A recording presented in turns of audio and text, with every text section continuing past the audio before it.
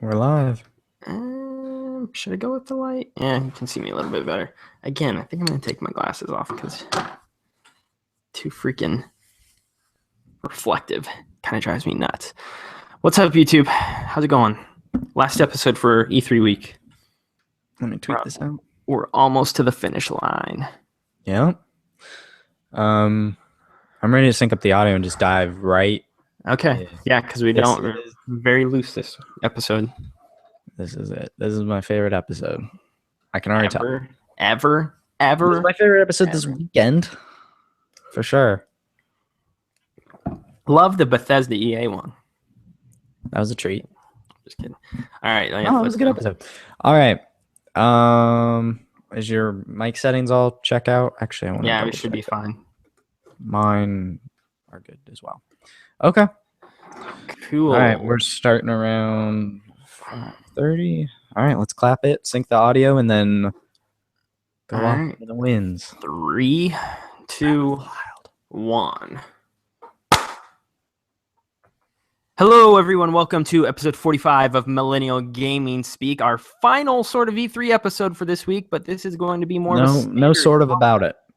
So, yeah, this is episode 45. Welcome to the show. I'm your host, Logan Moore. That other person who's talking is Max Roberts. Hello, Internet. This is the episode I've been looking forward to the most this weekend. Hands down. Over Sony, over Microsoft, over our EA Bethesda. This Nintendo filled half is the one I've been looking forward to the most. It's a Zelda filled half. Less of a Nintendo filled half and more of a Zelda filled half because as if you've been listening to our other episodes this week, you know that we've done breakdowns for EA and Bethesda's press conferences. We've done one for Microsoft and Sony's. We didn't do one for Ubisoft, but there wasn't a ton to talk there, so I think we're just there's no Splinter Cell, so it wasn't worth talking about. There's plenty of other good things coming out, but South Park game and the Watch Dogs looks really good. Watch Dogs, I've heard good things about. The Ghost Recon thing was Ghost Recon looks really good. I don't know about that one. And then this, was it Steep? Steep was their action sports type game. Yeah, that they showed at the end. So yeah, Ubisoft had a solid conference. I thought it just dragged on. It went too long. If they would have cut 30 minutes out, they would have been so much more okay.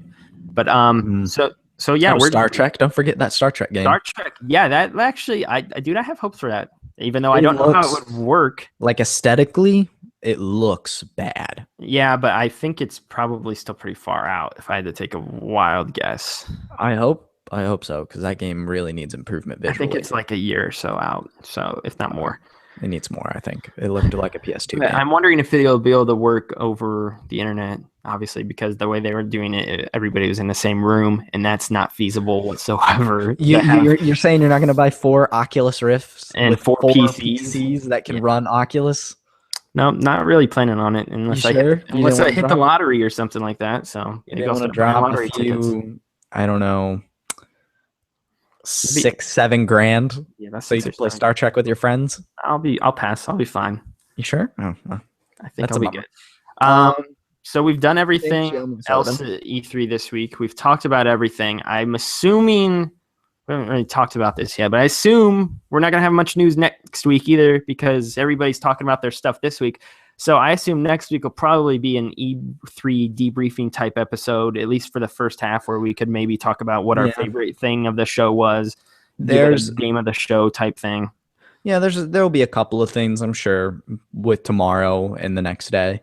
Things that just kind of trickle out over the course of the week. But next week, I think, would be focused on, like you said, a debrief, and then the next set of our top 10 games for our top 10. So this week we're going to spend the first half of the show, our news portion. We are going to talk about Zelda, talk about what our initial thoughts of The Legend of Zelda Breath of the Wild. It finally got a title, which is the one thing I wanted and was looking for. Very good title.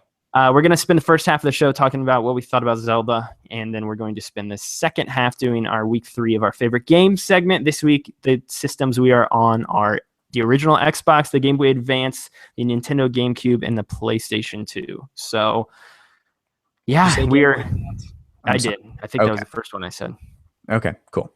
So, and the other thing, we're starting to get into a handful of PC games I was thinking about including for my own list. The only PC game I could ever, two of them, I guess, Windows XP Pinball and Pablo Sanchez Backyard Baseball. Backyard Baseball, which will not be on my list anywhere. We're getting into a couple that I was thinking about, but I don't know. It's hard to put those into a generation because PC lives on forever. PC is and PC always will be. So yeah, I don't know. There's probably a PC game or two I'll have in my list next week, I assume. Go for it. But yeah, so let's start off the show. As I said, this is our Legend of Zelda Breath of the Wild debriefing, what we thought of it, what we thought of the extended demo that I watched for 3 hours. Which was very long. Like, I didn't expect them to go this long today. Yeah, I mean, I felt like, honestly, after I had seen it for 45 minutes or an hour, I got the gist of it, and there was no more reason for me to watch it, especially because I would say one of my predictions was that they're not going to show us a dungeon and they're not going to show us any like story things. What they showed today was exactly spot on what I expected them to show us. I expected them to showcase the open world a little bit more, and that be about it. I really wasn't planning on them to show us anything more than that personally. They showed exactly what I think everyone wanted to see. There were no spoilers. The closest thing to a dungeon was those shrines, which are the smaller puzzle or combat centric rooms, and really showcased the world and the mechanics. And that's what I think everyone needed to see. I imagine the next time we see this game is the Direct, where NX is hopefully shown. Nice. And they give a release date for all of that. Yeah, I think they should do. I mean, I know this is a little off topic. I think they should do a Direct entirely on the NX, just the NX, and then do one again after that, just on Zelda, and then maybe another one, and then maybe another one after that where it's just NX games that'll be coming out around launch time. I think that would go with the NX games would go with the NX itself. I think those two go together. Possibly, but I'm wondering how much they could squeeze together. I'm wondering how much they're going to have to explain, because if you remember the Wii U's showing, they had to spend a lot of time trying to explain how that thing was going to work. So we'll see. But there was, this is the next Legend of Zelda 3D game. It's open world for the first time ever, truly in the franchise. There have been really big environments to explore. I think the closest one to open world, and correct me if I'm wrong, but the closest to open world they've ever gotten is Wind Waker. Yeah. And that really was just water with islands. This is remove the water and explore all of Hyrule.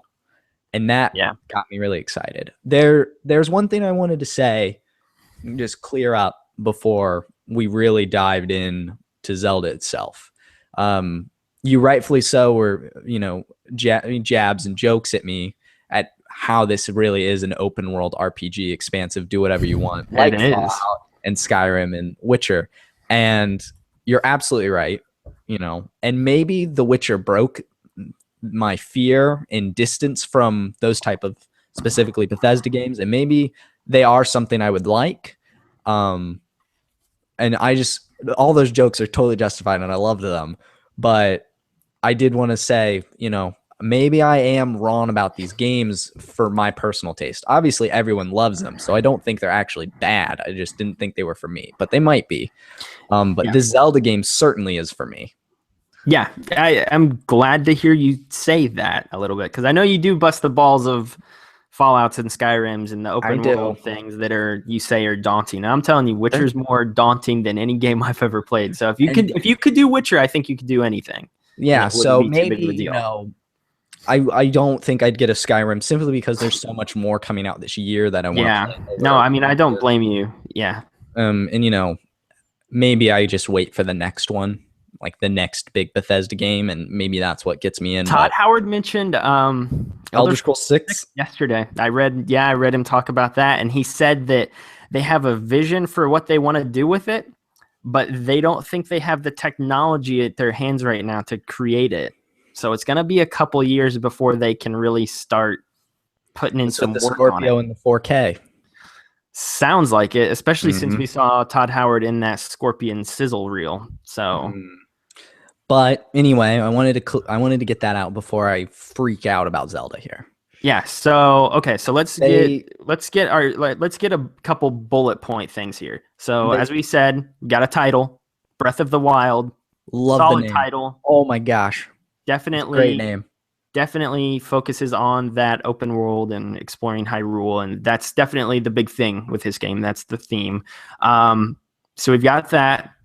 Also, to clarify now for sure, Link is a dude. Link is not going to be a female. There was Yes, a lot of speculation behind that. there's no option or flat out just a girl. Yeah, I'm personally happy about that. To me, it's like changing Mario. I've talked about this a couple times, and I know a bunch of people disagree with me because Link's a different character, a different Yeah, reincarnation in each game. I But don't. If it was a girl or you had the choice, I really don't think it would have mattered. It never seemed to I make don't an think it would impact be. on the story for me. It would have been cool, but it's also Did cool you that hear it's, Anuma's reasoning though behind it?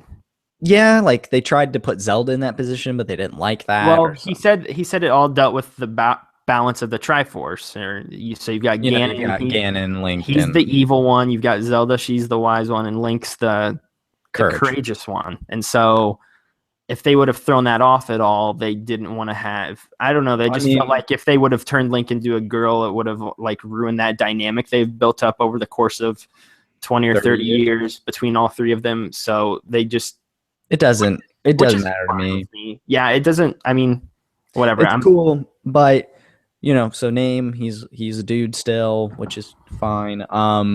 Open world, major throwbacks to the original Legend of Zelda, in the setting and design. I mean, that scene where you come out of your cave where you're asleep and Mount Doom or Death Mountain's back there. I'm sorry. I was thinking Lord of the Rings. Get out of here. I just watched Return of the King like a week ago. It's right there. This world is huge.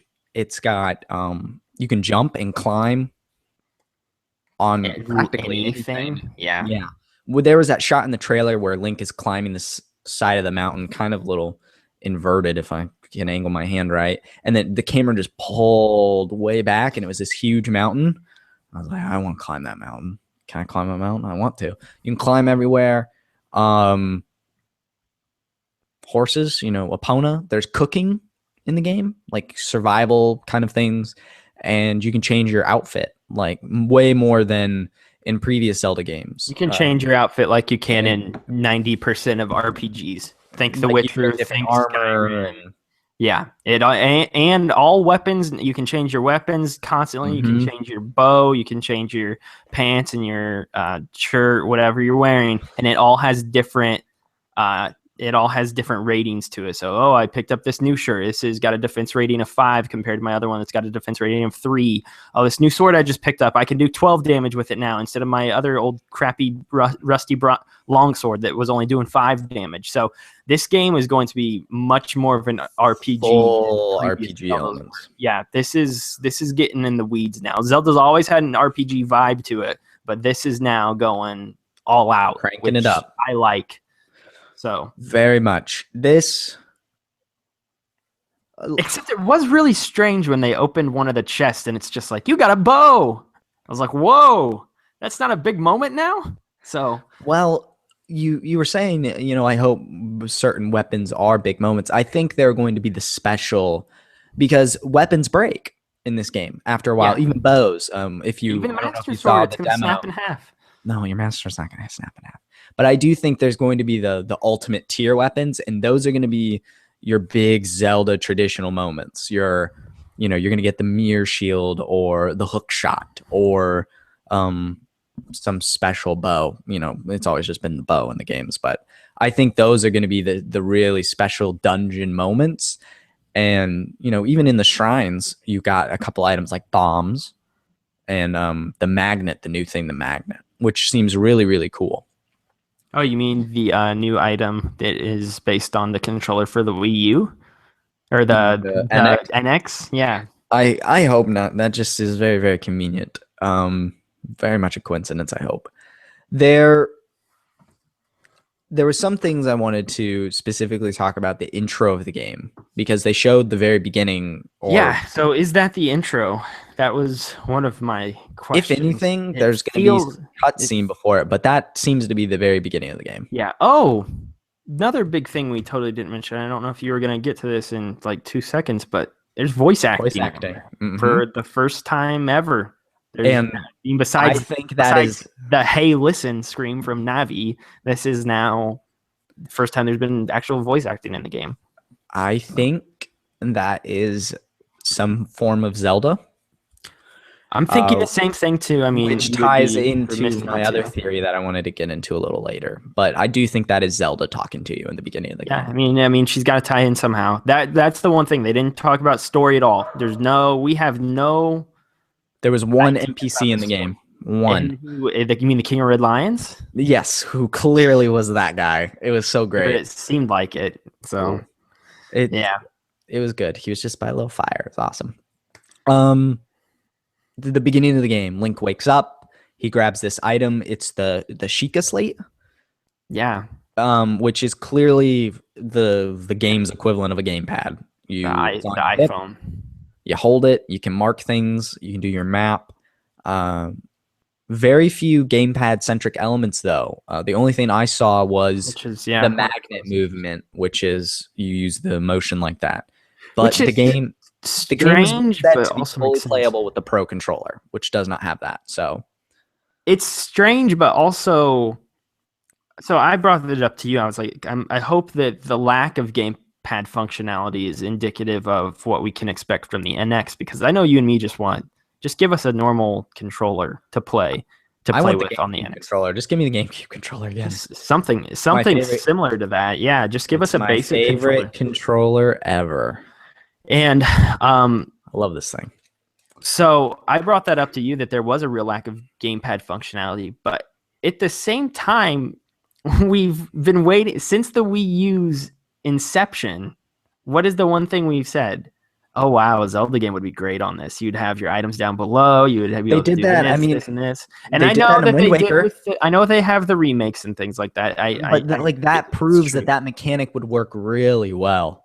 Yeah, I know, but then we are getting the Zelda Wii U game, and it looks like the buttons, how you switch to them, is with all buttons and things like that. So you might be able to switch on the gamepad, but the buttons are there for the Pro controller / NX. I just thought it was ironic more than anything, because we've all been saying that for years, is that if they make a new Zelda on the Wii U, this is going to be perfect. This will be the great game we've all wanted. And while they do have the remakes, it's just funny that we do see the new one, and it looks like there is a bunch of stripped out gamepad mechanics. So, and I really do hope that's indicative of the NX. I'm holding out hope. I don't want a gimmick. A new gimmick with a new Nintendo console is going to make my hype go crashing down to earth. So just give us the console, give us a controller. So you wake up, you grab your Sheikah slate, and you immediately get some clothes on. You could actually play the whole game in your boxers, but you might freeze to death. And then you step outside, and you're in the Great Plateau, and you can just go. That was nuts. That's how the game begins. That's not a Twilight Princess. That's not a Skyward Sword. That's not even a Wind Waker moment. Like, you're just there. You're just out there. You just go. I'm making a beeline to Death Mountain.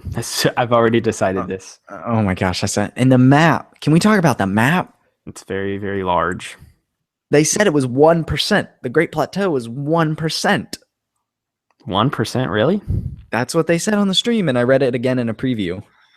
Oy. Wow, talk about overwhelming. Gosh. Goodness gracious. That game is going to be massive. And the art style, which I think is I like the art style, personally. It's very good. I think it's a fusion of Twilight and Skyward Sword. They said themselves that it's kind of based off a Japanese anime in a way. Like, there's a certain paint style they were talking about. Yeah. Like, it's a very similar to game. Like an Okami type thing. Okay. Where like there's like brush strokes on some things, sort of. Obviously not as much as Okami was, but it's a very, very pretty game. and running on Wii U. But speaking of how the game looks, I have a worrisome theory about the game's performance, which this game is coming to Wii U and NX. They've announced that, and obviously the NX is more powerful, so that game is going to be the prettier version. But I wasn't really worried about it on the stream because streams typically from Nintendo are only in 720. It makes sense. Mm-hmm. It's a lot of bandwidth to stream that stuff. But when I went to the direct trailer for the video and downloaded it, it still was only 720 60. Now, Nintendo will put up 1080 trailers if the game supports 1080. So I'm worried that the Wii U version is only 720 and hopefully 60. I think that's where the game's going as far as graphical fidelity goes, which means the NX hopefully, because they keep saying it's the same game on both, hopefully that means it's 1080 on the NX, so it's going to look even better. What do you think? Like, do you think it's just I don't know, a trailer up? Like, I'm not sure. I don't know what to make of it. I didn't even think about any of that. Even in 720, I don't think it looks bad. And no, by no means. We've played ugly looking Zelda games for years. So if that was the case, then I'm sure that's just like, because like Twilight Princess and GameCube did the same thing. The only difference was it had widescreen on the Wii version. There wasn't like a bump in graphics. This would be a yeah. I'm sure the NX one will look better if I had to guess. I mean, so I really do hope this game runs well. And Nintendo is usually their first party games run buttery smooth. So I don't expect anything less for Zelda. Part of me still wishes it looked like that tech demo they had a couple of years ago, which I know was revealed the NX. Yeah, which was like a Twilight Princess, Ocarina or Twilight Princess. Yeah, but it'd be cool. That was the game I wanted, and so I'm totally fine with this art style. Though it doesn't bother me in the. It's very very pretty. You leave. Gosh, it just seems so expansive. I mean, from that point, it was basically just them running around showing you everything you could do, fighting a couple of enemies.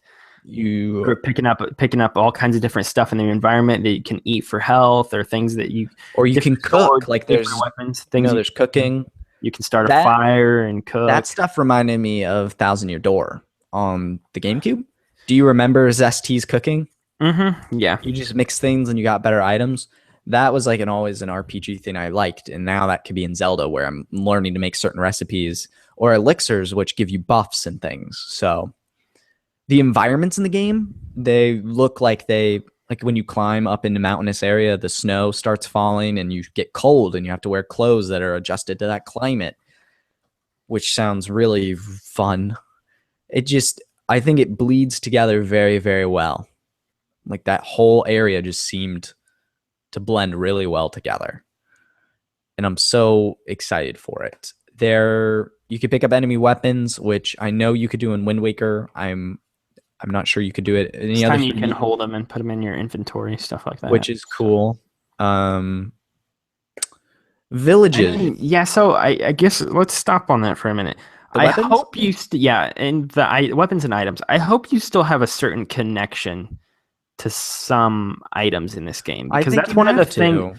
That's one of the things I've always loved about Zelda, is that you do have like a connection to your items, and when you add a new one, it's going to be part of your repertoire. The rest of the game, it's going to be something you're using and something you're learning how to adapt and function with. And if you're just picking up weapons left and right and disposing of them and dropping in, which is a totally a thing normal with RPGs, open world RPGs. But it's gonna feel a little strange with the Zelda game. I kept texting you and saying this feels like Zelda. This is definitely not Zelda by any means whatsoever. By the traditional sense, yes. So we will have those permanent items, those items that don't break. I think we will as well. But, because you saw the magnet thing and you saw the bombs. Yeah. So those are, besides the magnet, that's a traditional thing. And the trailer ends on the Master Sword.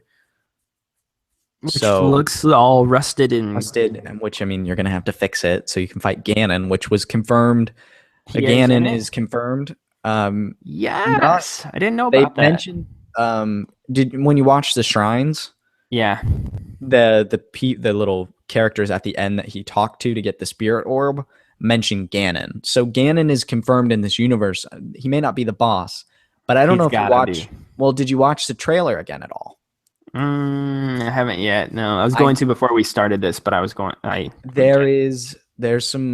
There's a scene in there where Link is up very high in this plateau, and it seems like a cutscene. He's running toward, and you can see what I believe is Hyrule Castle in the distance.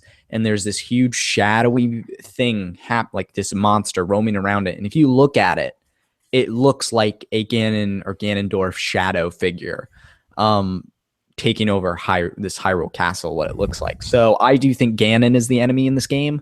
It's gotta be. He has been for 30 years. Why stop now? On the subject of like the story-ish beats, and kind of to tie it to the villages thing that you were concerned about. Yeah, so we haven't seen any villages. There were no villages in the demo. And then there were conflicting reports. Like IGN's preview mentioned that the game will have villages.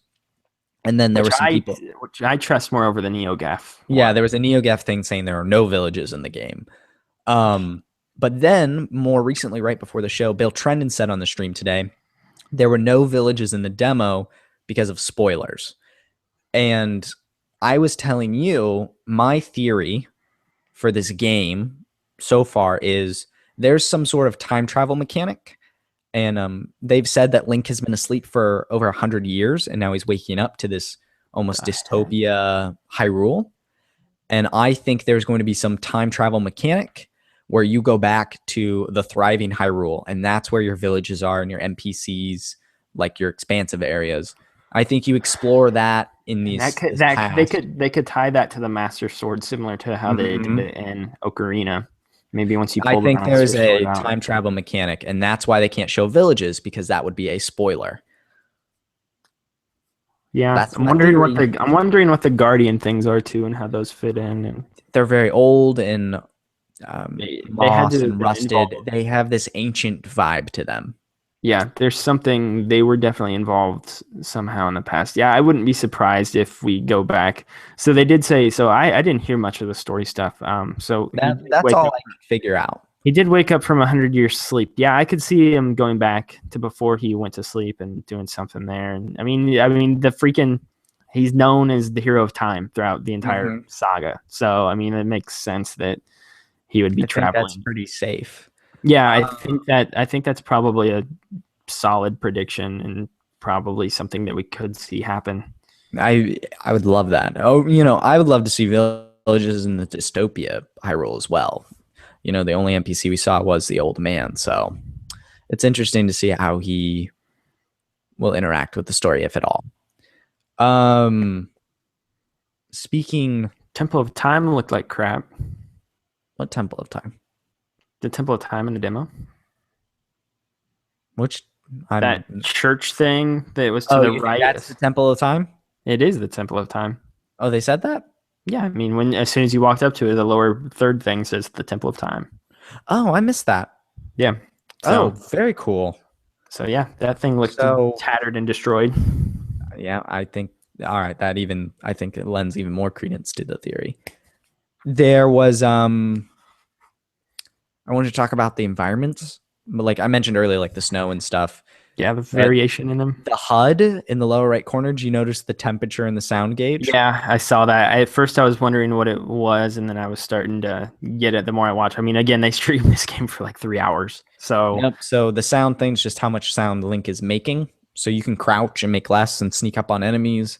And then the temperature is obviously the temperature of the environment, which impacts you, like we said. One thing I know you were talking to me about and you were a little bit worried, like that was I think, besides the villages possibly not being in the game, I think this was your biggest concern. Yeah, I said if villages aren't in the game, that'll be the first thing I'm disappointed in to hear. Right. But I think the second thing was the music. Yes, which is they talked about that, and they said that since it is so expansive and you're going to be in this open world constantly, there's not going to be the iconic themes that you hear every time you go out into Hyrule Field or whatever, because it sounds like majority of the game is going to take place in that open environment. So instead, they're doing sounds of the world, obviously the wind blowing past you, the birds over in the tree. You're going to hear things that are subtle music. Yeah, you're gonna hear things that are going on around you, and they'll sprinkle that music in there periodically, but it's not gonna be a Piano. constant. I think there are So going to be moments though where that music swells. I think you played Red Dead Redemption, right? yeah. Okay, you remember going into Mexico? Yeah. The music. I think when you get to big iconic areas for the first time, I think the music swells up. I hope there's still, and well, one of the things I noticed, like even in the shrines, is there was constant music in the shrines, and so I'm hoping, like when you eventually go into dungeons, because there will be dungeons in this game, even though they haven't shown it to us yet. I think it's instances like that when you're in the more closed areas that I really hope that there is constant music playing in the background, because the iconic themes from the past Zelda games in the dungeons and in towns and things like that, that's the stuff you remember. And so I'm Right. hoping when you go into certain small locations, closed locations, that's when the music is a constant in the background. And so, and Right. I, if I had to guess, seeing that the shrine was like that, I would guess that that's probably Dungeons what they're and gonna be doing. boss fights and things like Yeah. that. So, but when you're in the open world itself, since it's so big and so expansive, they're not gonna play the same loop of the 2 minute song constantly in the background of the Hyrule Field theme or whatever. So. One thing my dad wants me to point out, he's texting me while he's watching this, is the flower He thinks this game has a lot of similarities to the game from that game company, Flower, in the art style and the environment and things like that. This game, Anonuma-san said, he discovered while developing this game, it's okay to get lost in a game, and I think that's something games like Flower or Journey or other big games, like just getting lost in this world, I think is one of the most important things from this game. And I'm glad that that's something the development team has discovered, because previous Zelda games very much like to hold your hand. Yeah. And whether that's really hardcore holding your hand like Fee and Skyward Sword, or even lighter holding the hand in maybe the intro of Twilight Princess or something like that. Well, I remember people complaining that game. I remember it being pretty long. I remember having to go to a farm, but it wasn't like a Skyward Sword length intro by any means. I know like Wind Waker was pretty loose-ish. I mean, you learned your sword and then you kind of left, but it took a while. I think they've learned a lot from Western RPGs.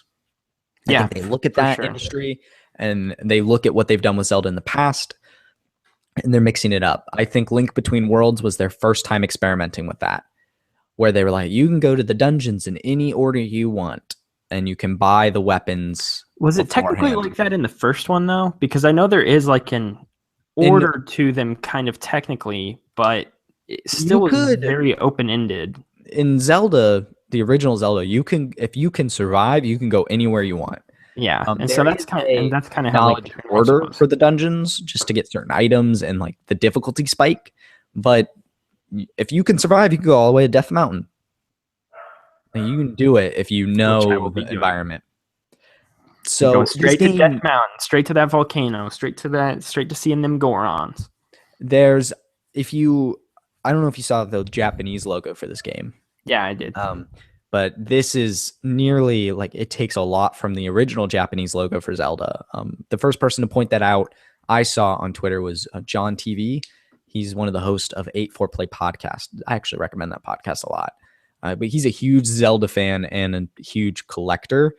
I mean, he still has a sealed, by accident, but he still has a sealed copy of Ocarina of Time Day One, which blows my mind. That's probably very expensive. The reason he even has it is because he pre-ordered it, back then. But the reason he never opened it was because Nintendo sent out early copies of the game because he was part of the press.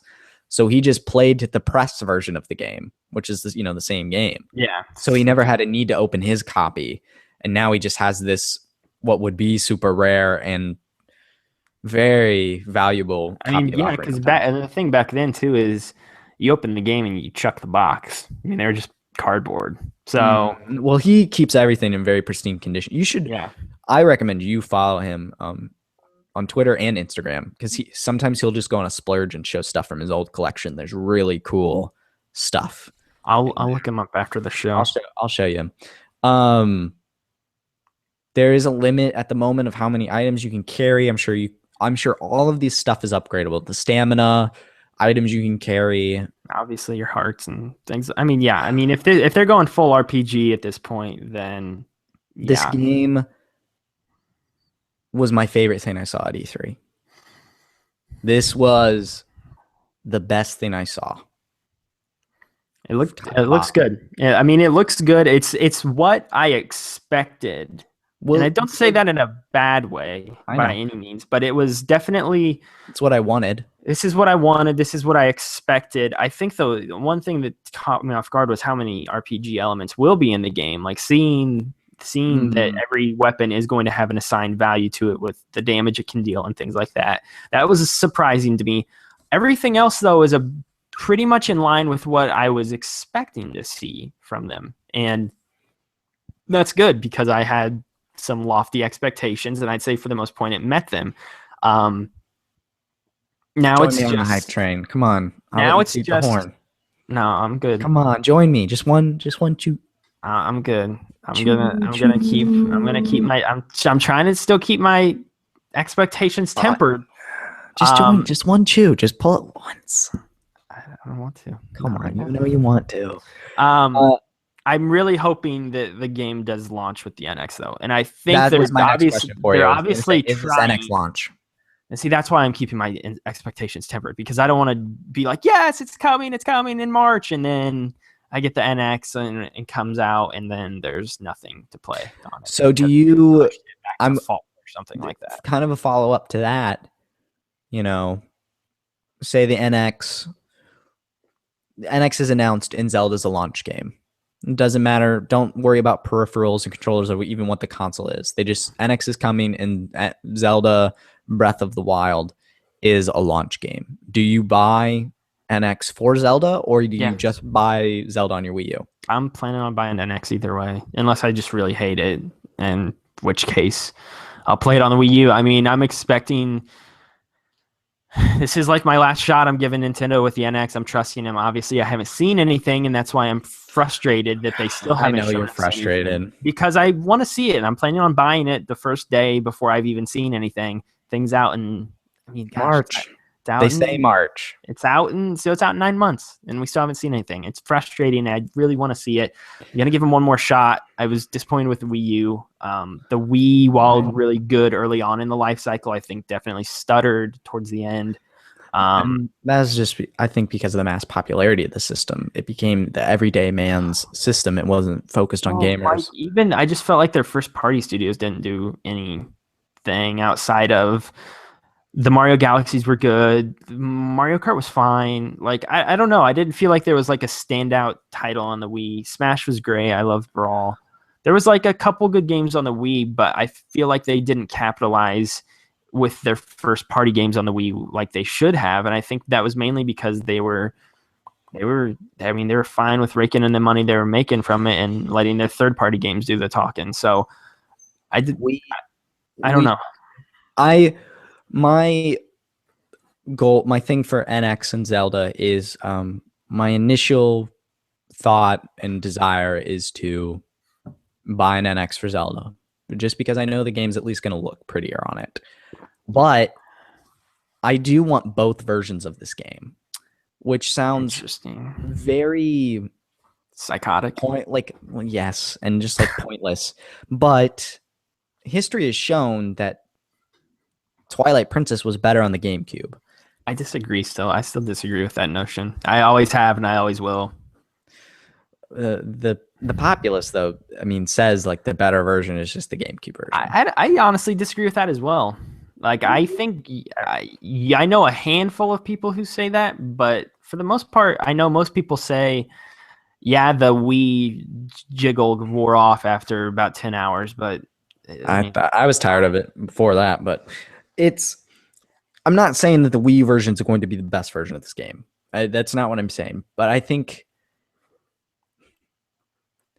just think it'd be something cool to have. I think it's this weird thing where this was supposed to be the definitive swan song for this system, and now that swan song's flying across the pond to the next little island, and that's the NX. And, you know, there has to be some differences besides visual fidelity in this game. There has to. And I want to see those in person. The real question is, like, I mean, that means you're going to need to spend an extra $60 at launch, assuming this all does launch. Like the thing is, do I get the Wii U version at launch, or or No, do I get the NX version at launch? Hold off. I would hold off. I don't want to spend all that money on. Well, it doesn't matter because the only thing we do know is that the Wii U and NX versions will launch at the same time, but we don't know if they launch with the NX day and date with the NX. That is what we don't know. And I personally think it does. And the reason they won't, I think that's the plan for them for sure. Because look at what it did for Wii and Zelda. Miyamoto said something interesting today in the stream. I don't know if you heard this. They asked him something about the game, and he said, well, I haven't beaten it yet, but with as far as I've gotten, blah, blah, blah, blah, blah, blah, blah. I forget what they asked him specifically. But the fact that he said, I haven't beaten it yet, I'm like, okay, how far along is this game? How good of a build do they have put together now to where he can say, I haven't beaten it yet? I'll tell you right now, that was interesting. Plateau ran very well today.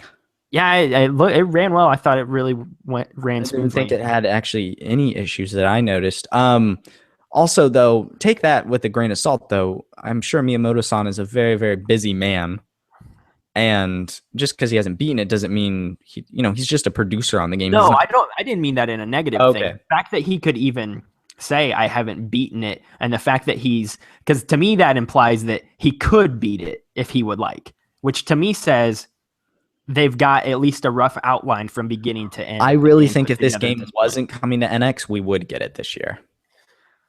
I think NX is the reason this is a 2017 game. Yeah, possibly. Because they had to push development to make the NX version.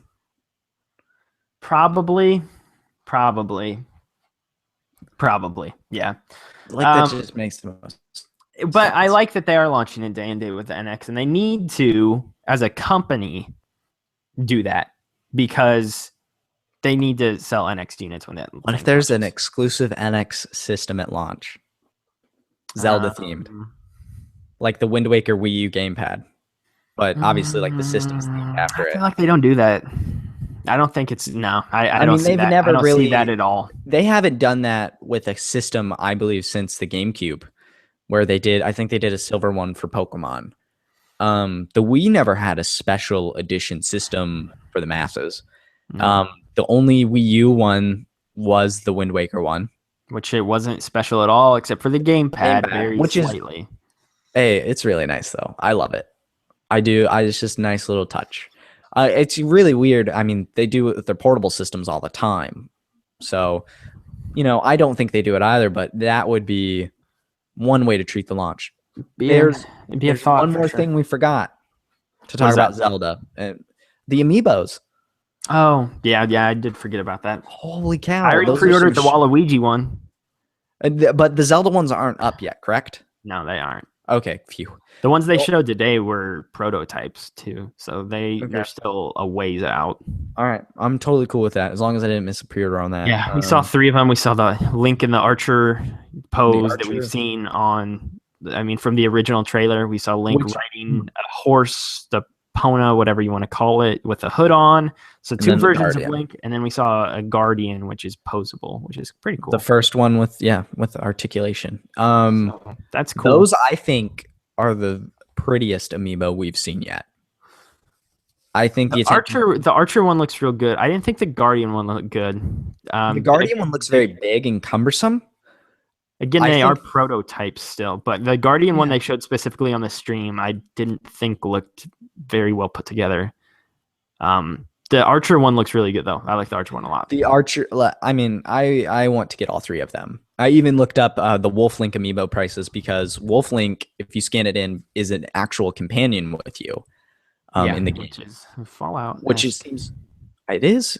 Yep, the dog companion. It's very cool. Like, I didn't expect that amiibo specifically to have that much functionality. Yeah. I expected it to be like a skin like they traditionally do. That is what Toys to Life should be. Yeah, I don't need Wolf Link, but it's cool. I know I can get Twilight Princess for $40 right now with the amiibo on Amazon, which I never beat that game. I got Which to the you Water should do. Temple. You should play it. You really should. You never even got to the best parts of the game. Yeah.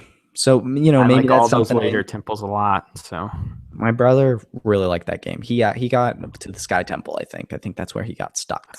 that's like the last one. That's the last official temple. And then you've got Ganon's castle at the end, and you've got Xanth's fortress.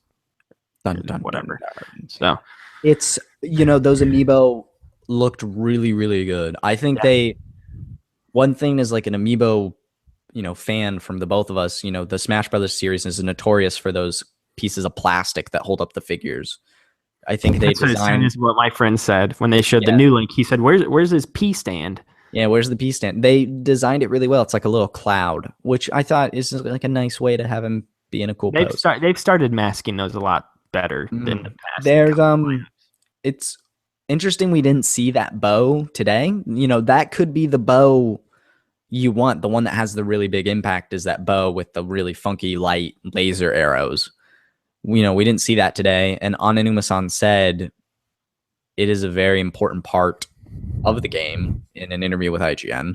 So that could be it. The other thing we didn't see was the musical instrument. We didn't get any clues as to what that music element will be in this game. There hasn't always been one necessarily. I mean, I guess it's the only ones from there's Zelda, the Ocarina, the Wind Waker. There's the Ocarina, there's the Wind Waker, there's the Howling as the wolf. Twilight. Yeah, but that's very different. That's for the harp and Skyward Sword. I forgot about the harp. Mainly because I've flushed that whole game out of my mind. Have music elements, so I expect that, but I haven't played them all. I know Link Between Worlds didn't have a music element. Majora's Mask did, but it was just the Ocarina of Time again. I don't think Link to the Past does. Oracle of Ages and Seasons did because it's an ocarina. Link to the Past does, I think. Sort of, very loosely. Remember when you go to the statues and you play that little song and then the bird comes by and picks you up and takes you to the next thing? Okay. Yeah. And you ring the bell. Link Between Worlds too? Link Between Worlds, you just ring the bell for fast travel. Yeah. So, I mean, as far as the 3D console Zeldas go, there's been a music element in all of them. Yeah. Even if it's as dumb as a wolf or... I like how much they're keeping hidden. And I like how much we're looking at this now and we all think this is a very weird Zelda game. And I guarantee you by the end of it, it is very... I don't want to say by the book because the open world itself is such a huge departure. But I guarantee you as we progress through this game and get deeper into it, we're going to end up having the Master Sword. We're going to end up having familiar items. We're going to end up wearing a green tunic. It's going to feel like a Zelda game. It's going to feel like an adventure. We're going to have a green tunic. I mean, the things that we haven't... Yeah, for sure.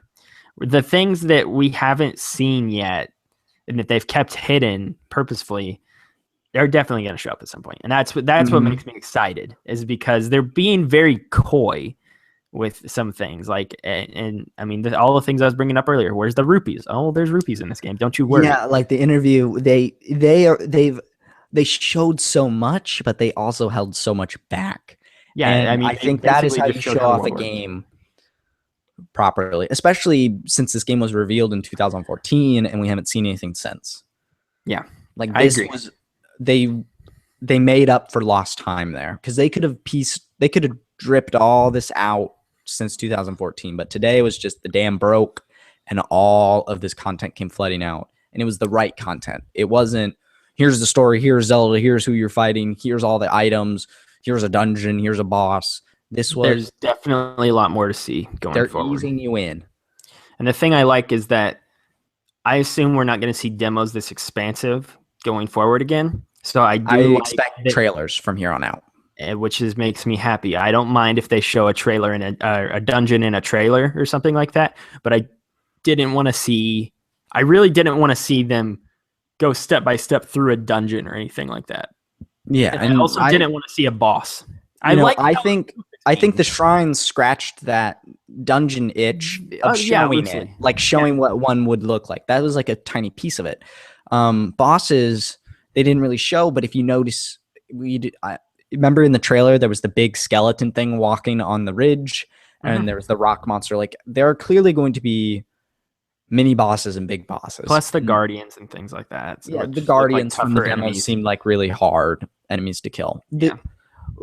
Basically, this game looks wonderful. What they showed us was really good on a bunch of different fronts, because it showed us the things that we had the most questions about, which was the world, but they've also done a good job of still hiding the things we as Zelda fans are excited for. And so I really thought it was a great showing because of that. They made sure to show us the things that we were the most curious about, but yeah, still a lot to be excited about.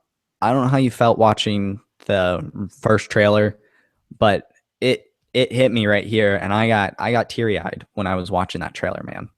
That when it went to the Master Sword, that's when I lost. I was like, I was pretty in awe of it. I was definitely, it didn't hit me emotionally like that, but it hit me. Maybe it's just, I think I'm just, I don't know. I've just been very cynical. You aren't on the train. You need. I've just been very cynical.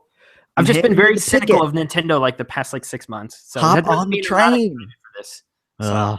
I can't wait for you to be on the train. Zelda's like my favorite franchise ever, so I am very, very excited. So you're the bigger Zelda fan. Yeah, I probably am. So no one thinks that I'm. At the very least, you've played more than me. At the very least, I think it's safe to say I probably am a bigger fan than you. Honestly, I think it. I would agree with that. I think you are. This is my Kingdom Hearts. It is, and you get better games more frequently than we do, but it's okay. Don't you worry. Just join on the train. Just one chew. Give me one. Choo choo. Choo choo. All right. I think we're beating this horse to death at this point. No, don't beat opponent to death, but I think the Lon Lon Ranch owners are getting a little frustrated because we just beat their horse to death. So we should probably get out of here and duck out for a second. But we'll be right back in a minute. We're gonna count down our top 10 favorite games, Week 3 edition, with Xbox, the GameCube, and the PlayStation 2, and the Game Boy Advance. So come right back here in a minute, and we will count those down. All right, I got the timestamp down. Holy cow, I love that. That was a great discussion. That was good, yeah. I want to get some more water, and I'll be right back, and we dive right into our top 10 list. Which you can start this week, because I think I started it last week. I think I'm going to get more water, too. So if you're watching on YouTube, this is going to get very boring for about 90 seconds, and I apologize, but we'll be right back. Sorry, YouTube. Just if you're watching this back later, scrub through it. We'll be right back.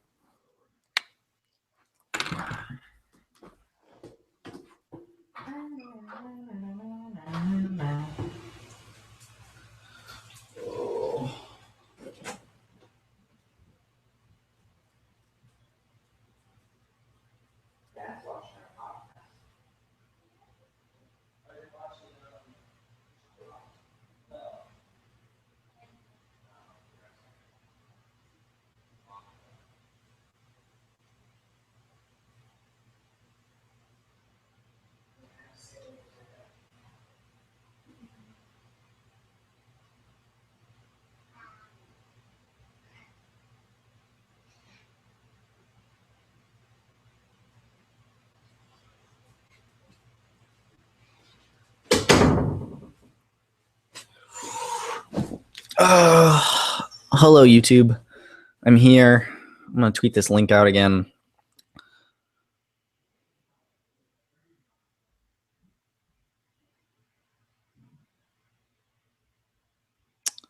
Let me text Brian. Whoops. Recording the podcast with Logan. There we go. I want to tweet this link out again now that we're diving in our top 10. See if we can draw some new people in. Gosh, so many tweets.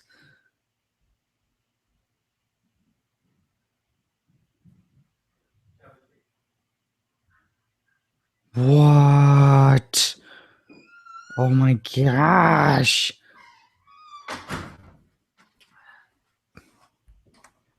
Logan. And we're back. One viewer, probably Logan. Kevin. What? I think it's my dad, actually. I'm tagging you in this tweet. You have to look at this. Okay. This is... Why wasn't this in the demo? The frick? What? What? Oh! What the heck? Fire. He set the grass on fire to create an updraft, then used his paraglider to go above the Guardian, then you slow-mo to shoot it. That kind of just flew my freaking mind. Now that'll get me on a hype train. Because they combined like 4 elements of gameplay right there. The horse, the fire, the arrows, and then the parachute thing. Holy crap. Yeah. That was amazing. When did they do that? I watched the thing for 3 hours. It could have been just someone playing the demo, or it could maybe after we left. Because you and I quit around the same time, probably. Yeah, I quit. Yeah, they started beating they started just dragging it into the ground.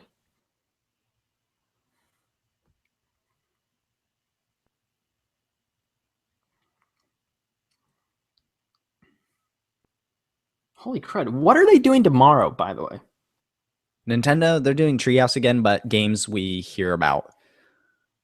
So probably the Paper Marios and things like that. Which has a release of October.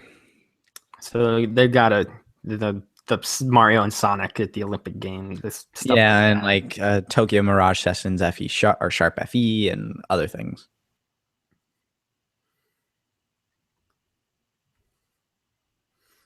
Let me see if the Cubbies are winning, and then we'll get going. Okay. The Cubbies are winning. It's a good night. Good. Yeah, they're let me see what their record is right now.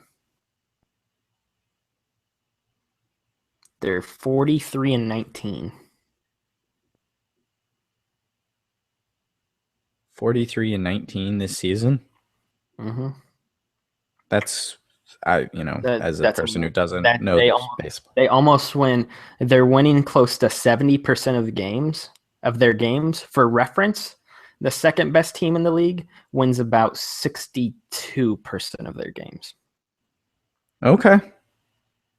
So there's nighttime gameplay. I saw that. Well, I don't know. There's 7 minutes of it. It could have been just what we saw from the stream earlier. I'm so jealous of. Crap. Oh gosh, there's so much IGN video stuff. All right, the last thing I want to get into is box scores right now.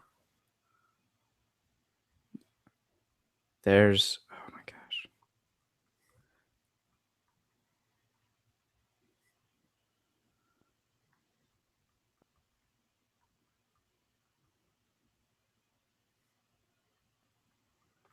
Huh.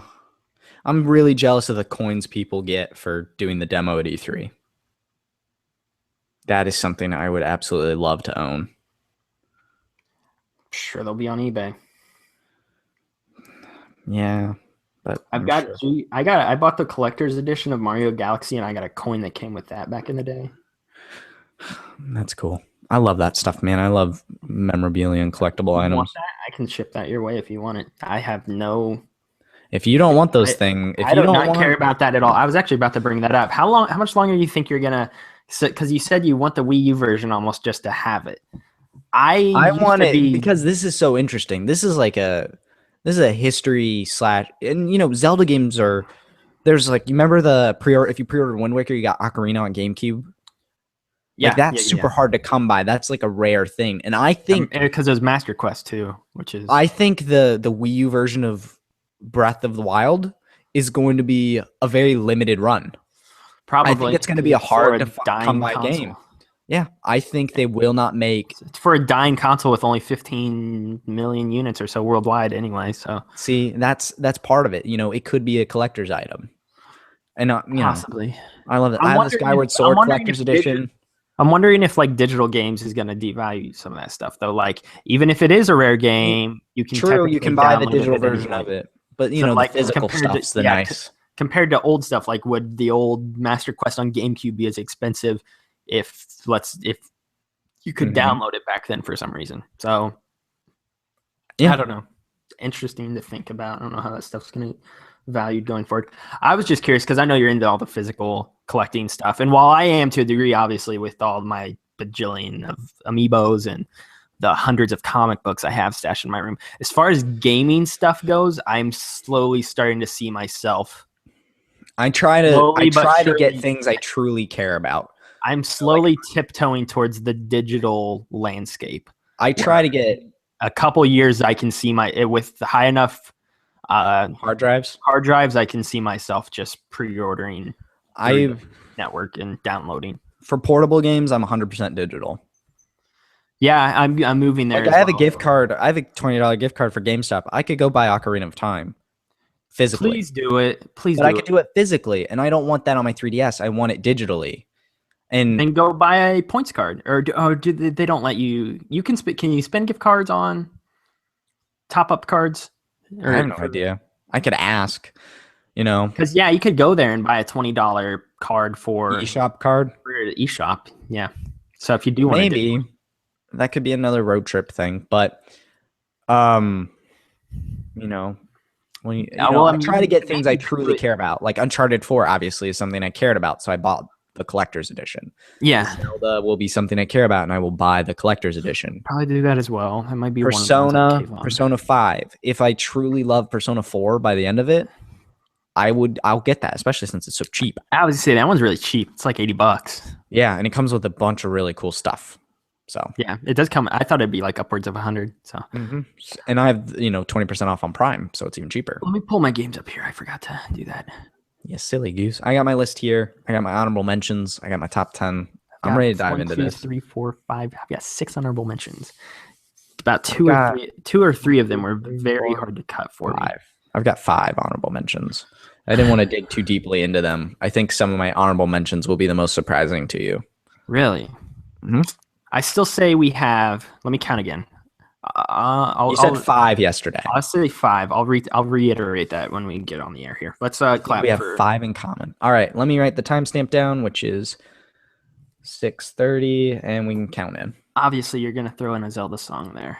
Oh, Zelda's music the whole time. Intro, break, outro. You want me to edit this one? No, I got this. I'm so happy I have the music picked and everything. What do you have picked, out of curiosity? I have the Zelda 25-year symphony soundtrack. So I was going to pick symphony music.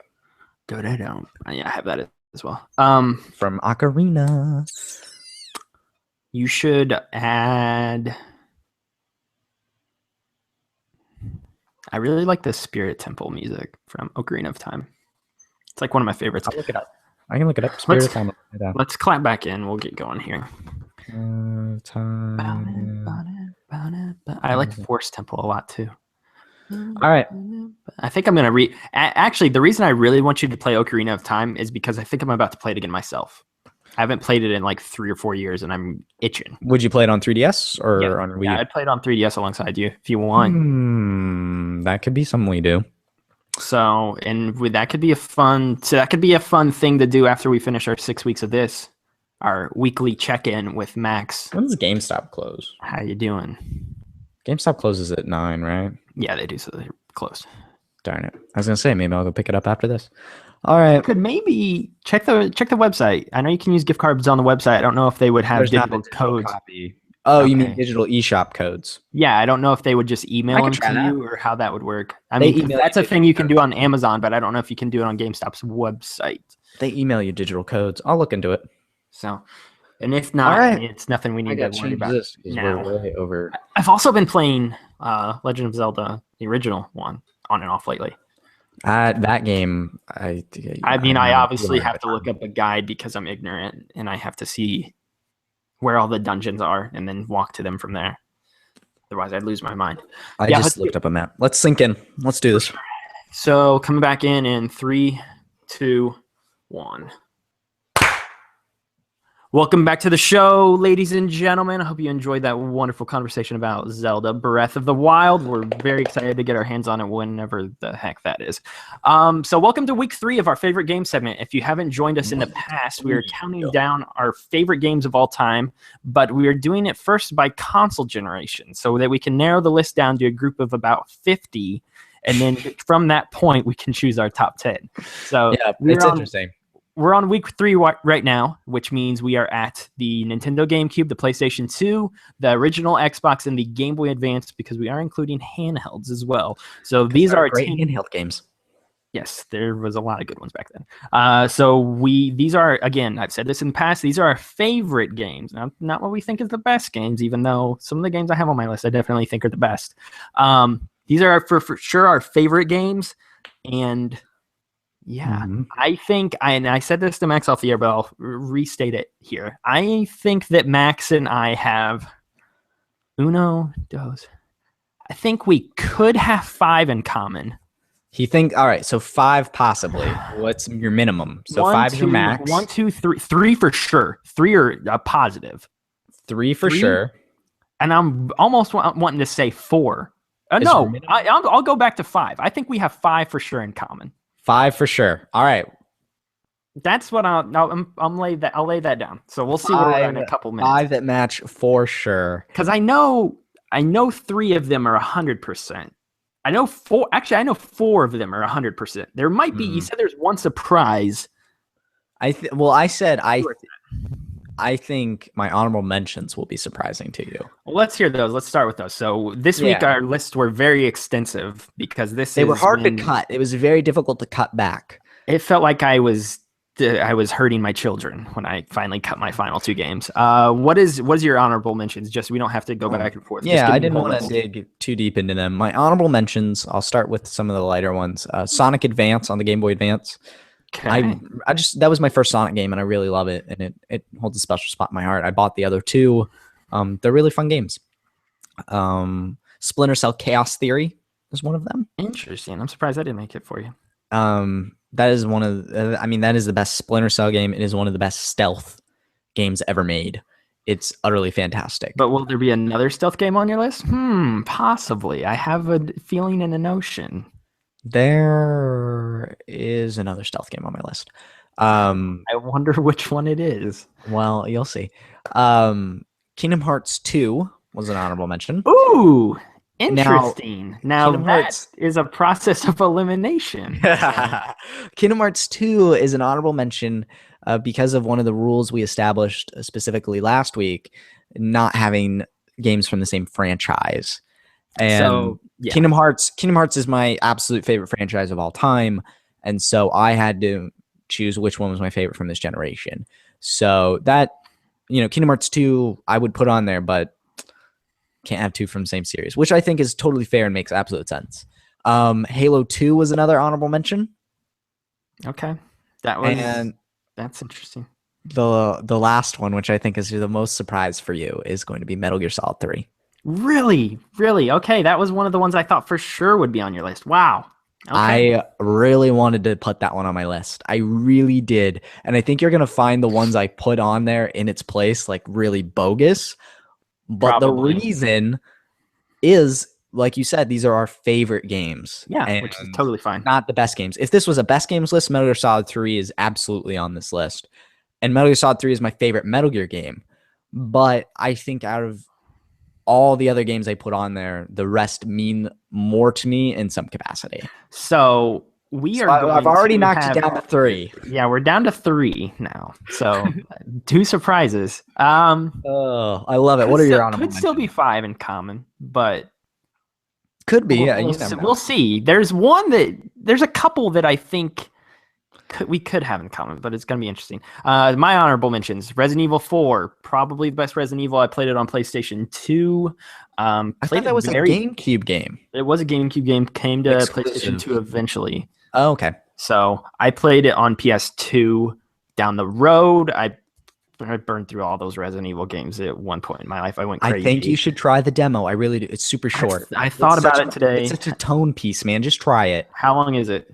It took me 20, 30 minutes, and that's because I'm scared and because I was just terrified to like walk I'll be places. horrified too. Yeah, if I play it, I'll think about it. If I play it, it'll be like 3 a.m. one night this week with every light in my house off and my headphones on because that's how I play horror games, even though I hate horror games. But I put my headset on this morning, like made my room really dark. So promise. That's how quick tangent. That's how I play horror games. I hate horror games, but if I am going to play one, you better believe I'm going all out. I'm not gonna mess around. So, yeah, if I play it, I'm thinking about it. I think I probably will cave and try it out, but very excited for that in VR. So Resident Evil 4, probably the best Resident Evil. I liked it a lot. I didn't play it until years after though, so I don't think it resonated with me like a bunch of other people did at the time.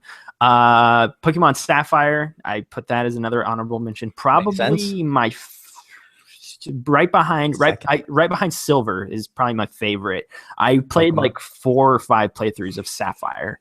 My cartridge got so I was always playing that game every time I went anywhere with my parents because back when you're a kid you gotta go everywhere with your parents.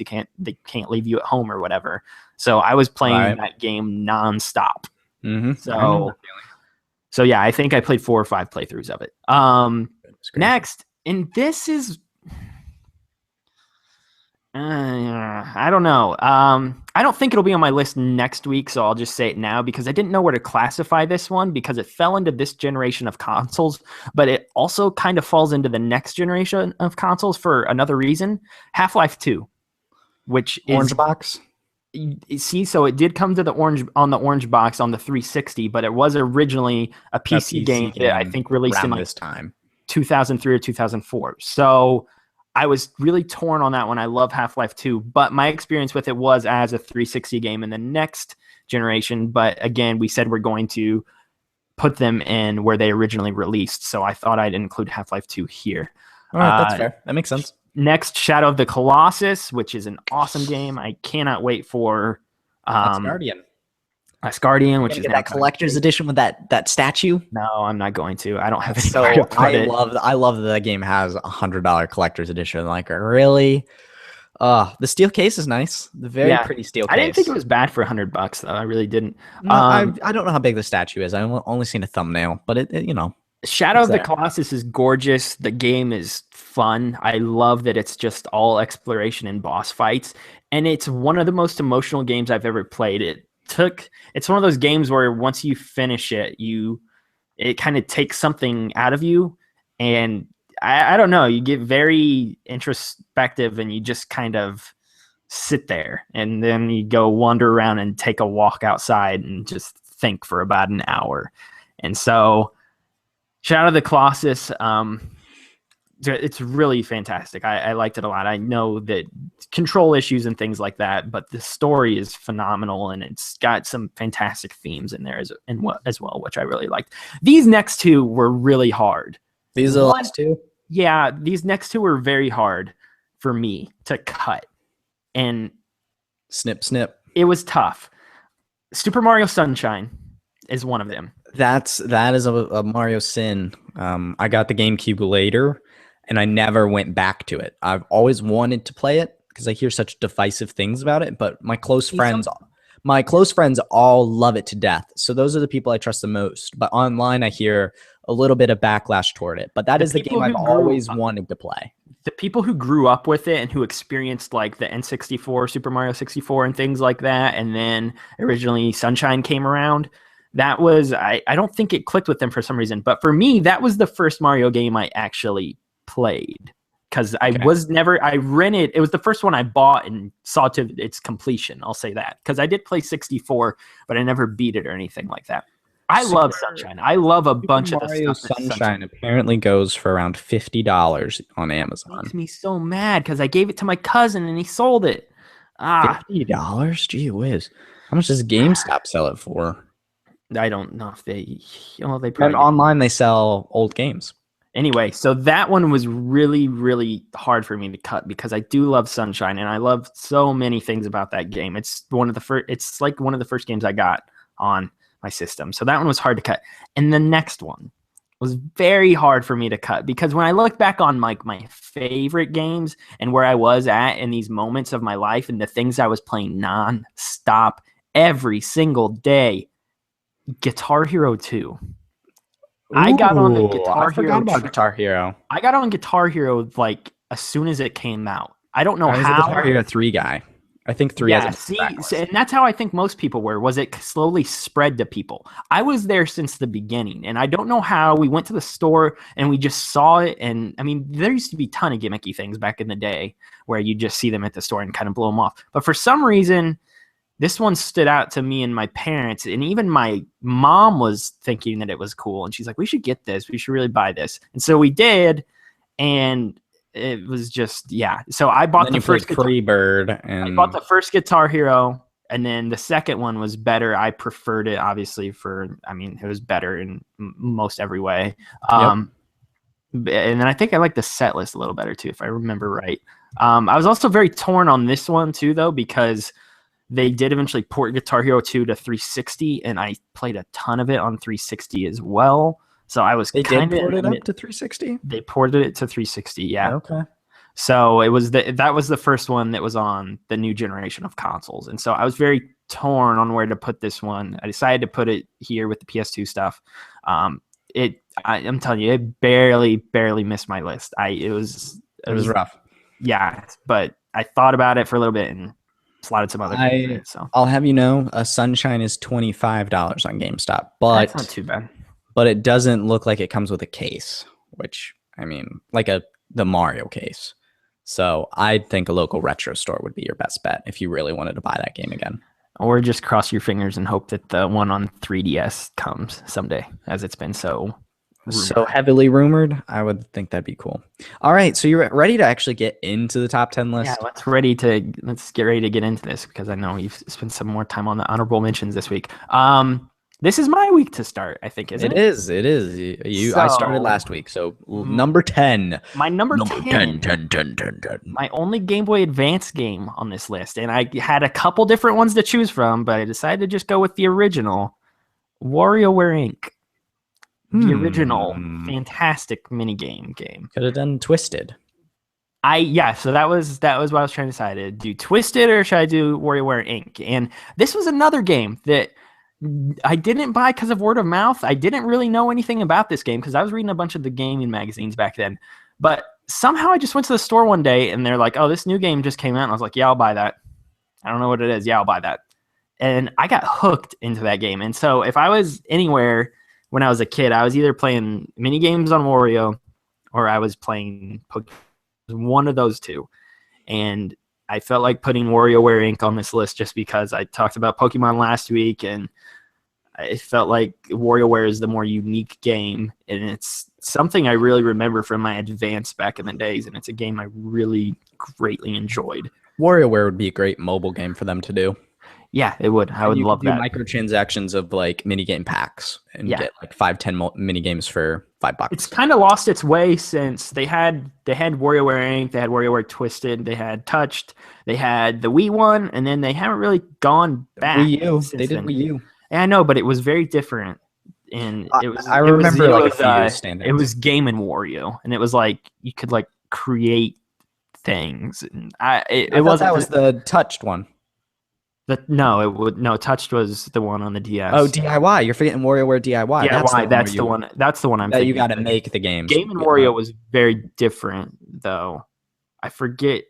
I thought it was mini games. Like I remember, there's a Game Boy Advance one, or like a Game Boy one where you have to like play your game on the gamepad, but you have to watch for your mom coming in on the top screen. Oh yeah. I think that was like a traditional WarioWare game. But I know what you're talking about. Yeah, Swerve? Wasn't Swerve or something one of them? No. The Wii one? What was the Wii one? That was WarioWare Smooth Moves. Smooth Moves, yeah, Smooth Moves. So they've been good games. My number 10 is also a Game Boy Advance game. Can I take a guess? Sure, go for it. Is it Mario and Luigi?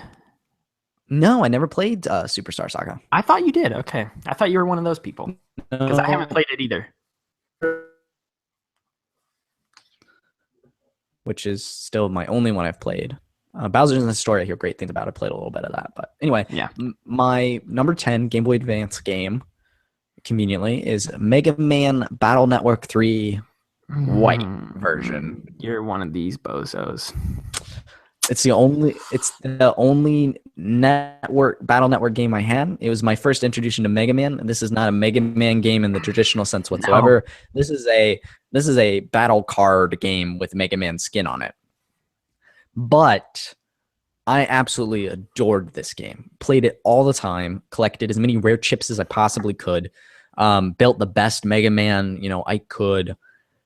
There was so much post-game content, like post-story, that you could do that was just so cool and secret to me. There was really, I thought, a world to explore, both in the human world and the digital world. Later on in life, I found the alternate version, the blue version, at a GameStop for $5. Bought it, and it had a ton of rare chips on it, like rare chips, like Banjo-Kazooie and stuff like that.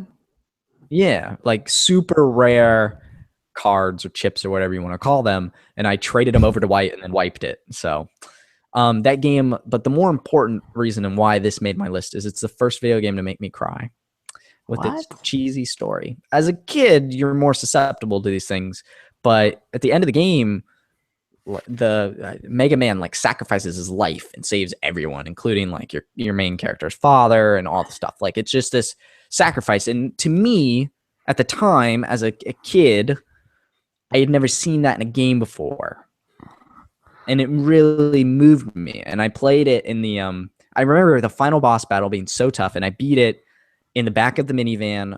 My mom took us to a local hill to sled in the snow, and I was during little hill, and I was beating the game in the back, and I told her, no, wait, I have to beat this. So everyone got out of the van and was sledding, and I'm just sitting in the car bundled up in my jacket beating this game, and I'll always remember that. And that game, because of all of that, like just holds a very special spot in my heart.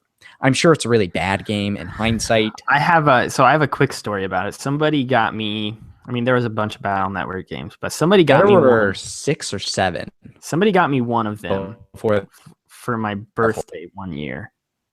Mm-hmm. And I was like, oh, thanks so much, man. Thanks. I really appreciate it. And then like I got home, I was like, nope, never playing this game ever. And because I was like, this is dumb. I'm not playing Mega Man. This is dumb. Mega Man's stupid. Mega Man's dumb. I don't know why. I didn't know anything about it. Heartless. So I waited until like a couple years later, and then I found a friend who liked them. I was like, "You like those games?" He's like, "Yeah." I was like, "I'll sell you one for $20." And he's like, "All right, I'll buy that." So I sold it for $20. You can buy it. It's both versions are on the Wii U eShop. Yeah, I think I remember seeing that. Like, part of that's on my wish list. Like that's like, Max, you have $8 to spend. Here you go. Gosh, I love that game. That's so heartless. That game. Yeah. So I don't know if you have any more Game Boy Advance games. I've done all of mine. Let me give it a couple quick other shout outs before I do number 9. Oh my god. I know with the shout outs, Mario and Donkey Kong was really good. I love that game. Mm-hmm. And the Yu-Gi-Oh! Trading card games. Phenomenal. It was those 3. It was Pokemon. It was you play those trading Battle card Network games. You're crazy. Trading card games, the Yu-Gi-Oh! Trading card games, and whatever the other one I said, WarioWare. It was like those 3. Those were the 3 amigos that were in and out of my Game Boy nonstop. So number 9. Number 9. I think you're going to be surprised at how low I put this one, but in timely with the episode, Wind Waker at number 9. Wow, that low. So that low? Yeah, it's not a wow. It's not bad by any means. I don't really have any problems. Well, I know what you mean, because it's not saying like every game after this is better than that. It's just your favorite, and that's what's so surprising to me. I don't know. I love Wind Waker. I really do love Wind Waker, but I don't have an attachment to it like I do some of the other Zeldas. For the record, Wind Waker is my favorite Zelda game. I know it is. So, gosh, so good. Yeah, I prefer Ocarina. I prefer Twilight Princess. There's nothing like getting the boat and that music just swells. Yeah, I like it a lot. I think the reason I put it so low though was because it took me like 3 years to beat this game, or 2 years or something like that. because What? when I got to the Triforce quest, I didn't know what to do. And that stalled me for like a year. I put it down for a year and eventually came back and I was like, I need to beat this freaking game. And it took me a while. And when you're a kid, at least I did. I don't have the same mind frame as I do now where I'm playing this game. I need to just play this game until I get this game finished with. Back in the day, I'd be like, I'll play Zelda tonight. Oh, tomorrow. I'll play this. I'll play Mario tonight, and it was just kind of like a grab bag. I could play whatever any night, and I also had a PlayStation 2, and maybe I'll play this tonight. And I don't know. It was just kind of a rotating cycle. I wasn't playing anything with regularity, so it took me forever to beat Wind Waker. And I think because I played it in such a disjointed manner, it really didn't have a hold on me as much as I think some of the other ones. I did go back later, and I played through the whole game again, and I played it. I played it like all through at once. So I have played it through in like a sitting, like a one lengthy session. Yeah, whatever you want to call it, like over a course of a couple weeks or whatever. So a focused playthrough, no distractions. Yeah. So I like the game a lot. I really do. I wouldn't say it's one of my favorite Zeldas. I like it a lot though. I don't like the temples in it though, and the dungeons. And I also don't like how few there are. I'd really only say there's about 3 in the game. Not 3. There's about 5 in the game, which is very low compared to most other Zeldas. There was supposed to be 1, but 2 more, but they cut them. And you got the 2 in the beginning, you got the 2 at the end, and then you've got the 1 in the middle of the game. Tower of the Gods. Yeah, so there's really only 5 temples or dungeons, whatever you want to call them. And you'd call the fortress as like a mini temple.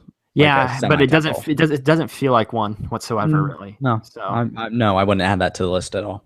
So I like it, but like my favorite thing about Zelda is the dungeons, and this one didn't really have them as much. So I don't know. It's for a bunch of reasons that I think it is this low. Again, it's a phenomenal game though. Like if you haven't played it, please go play it. Please play the Wii U HD version if you can.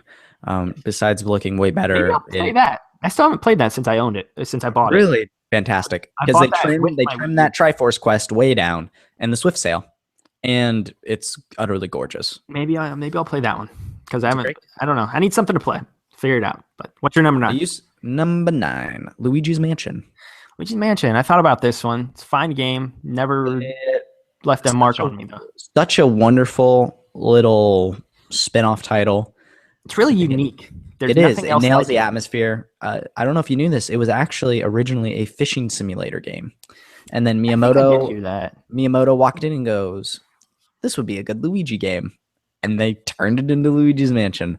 I think that game just has a ton of charm to it. I love the music, the whole mansion, exploring it. It's the first game it's very short if you know what you're doing. It's the first game I ever speed run, where I just sat one night and beat it. It took 5.5 hours, and I caught all 50 boos and beat the game. It's just so fun and charming. Each room's different. It's got so much character, and I love it. It's a fantastic little game. I like it. It's fun. It's quirky. It's very Luigi-esque. I like the feel of it, and EGAD and vacuuming up ghosts. It's funny. It's quirky. It's a very, like I said, unique game. Solid choice. My number 8. I love it. My number 8. So again, and by seeing this on this list, I don't want people to think I'm a player hater if you listen to this show every week. So putting this on this list and me putting this above Wind Waker, especially, should say a lot. Kingdom Hearts 2. Phenomenal game. Interesting. You put 2 on there. I did put 2 on there. I like 2 more than 1. I really do, which is why I thought you were in the same camp, which is why I was surprised, because I know Kingdom Hearts will be on your list at some point, but I was very surprised that it wasn't 2. 2 has the better gameplay for sure. And I like the story overall a little bit more. The story I do believe is better, but 2's gameplay, I do not like the magic system. The magic system is very, I think, a backstep after 1. And then I do think like the core combat was a little more dumbed down. It was more square, square, square, hit triangle when prompted. Kind of similar to a God of War in that way. But it was still very similar to the first one, I thought, but it was more fluid. Oh, very much more fluid and flashy. Like you did really cool, awesome things. Like it's it was a very polished and bigger and more ambitious version of Kingdom Hearts. It's just those, it's the, as a huge Kingdom Hearts fan, it's the minor things that make me like a doc. Like if I did a Kingdom Hearts list, gosh, that'd be great. You But have I done one, think, I think, yeah, on this podcast with Brian. Yeah. But gosh, yeah, but Kingdom Hearts, fantastic game. Yeah, it's really good. I like the worlds more than the first one. I like Roxas is great. more. Love me some I like Roxas and the Nobodies and Organization 13. Like there's a bunch of things in that game that I do like. And yeah, so it's on my list. So if I ever do give you a hard time, I do like the series. I know you do, but it's so easy. It's so easy to make fun of this series. It is very easy to make fun of this series. It's like a great. guilty pleasure game. Oh my gosh. It's so goofy. Who names their video games Kingdom Hearts HD Roman numeral 2 point regular, regular number 8. Number 8. So 2.8 remix final chapter prologue. Like what kind of dumb name is that? And who combines Disney with Japanese anime? It's all very strange. Number 8, Max. Metroid Prime. Really? I'm not a fan personally. No. Wow. Which is why when you, because we were talking about this earlier, how I wish Metroid would have a very like drastic change in their franchise, and you said Metroid Prime. I was like, yeah, I guess that's true, but that was the drastic change because Metroid traditionally was a 2D platformer exploration game, and it went first person, and no one thought it could be done, and it was done very well. I love the environments. It's such a live world. The music is fantastic. Fandana Drifts specifically has just wonderful, eerie, creepy music. It really captured the spirit of the Metroid games, exploring isolation, and put it in this first-person game. It's, I think, a very pretty game. It holds up very well, I think. And it just has it has such great attention to detail. And, the launch of this game is also very interesting because it launched alongside Metroid Fusion for the Game Boy Advance. And that was your 2D Metroid. And people look back at Fusion and it's a little chatty, hold your hand a little bit. So it's kind of a different Metroid experience, which is where the franchise eventually went, especially with Other M. But Metroid Prime, when that launched, was in fact, the more traditional Metroid in that sense. And it's, it spawned the Prime trilogy, or I guess, the Prime trilogy, with one on DS. So Echoes and Corruption. Mm-hmm. And I think that was one way they made Metroid relevant again. And then now we have nothing. It was a very now it's nothing. Yeah. Now it's nothing. Now it doesn't exist. So I love Metroid Prime. They're fine games. I've always thought they were a tad overrated. They just never clicked with me, and I don't dislike Metroid or anything like that. But I thought there were better shooters, and have you tried them on Wii? I have played Metroid, the one I've played the most of, so I haven't played any of them to completion. But I played Metroid Prime 3 all the way through. And okay, because there is the trilogy, which was my first Steelbook, and that takes 1 and 2, gives it the 16.9, but it also gives it Wii controls.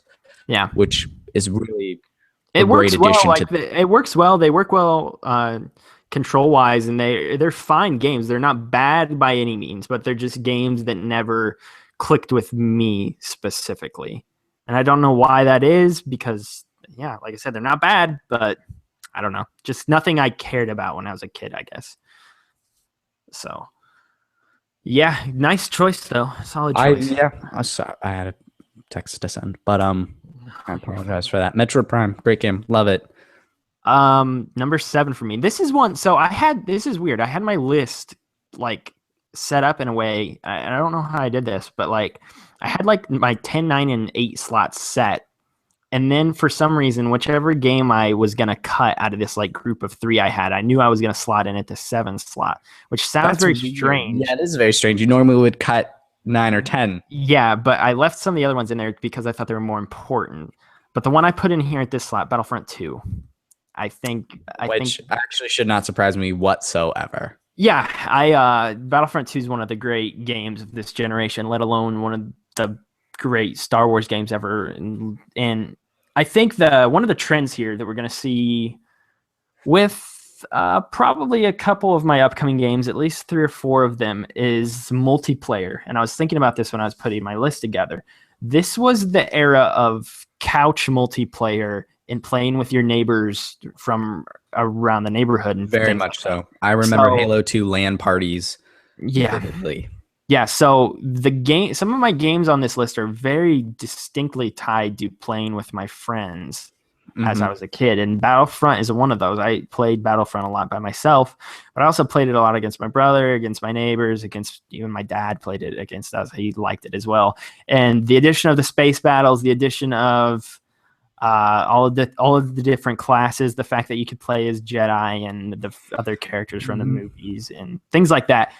Battlefront's awesome. Battlefront 2 is great. I don't think the campaign was good or ever was good, which is why I don't understand why people were complaining that the new one definitely needed one. I think they wanted a Star Wars campaign more than anything. The campaign in this game was the multiplayer copy and pasted into campaign missions where you did nothing but what you normally do in a normal multiplayer game anyway. So I don't know why people complained about that with the new one.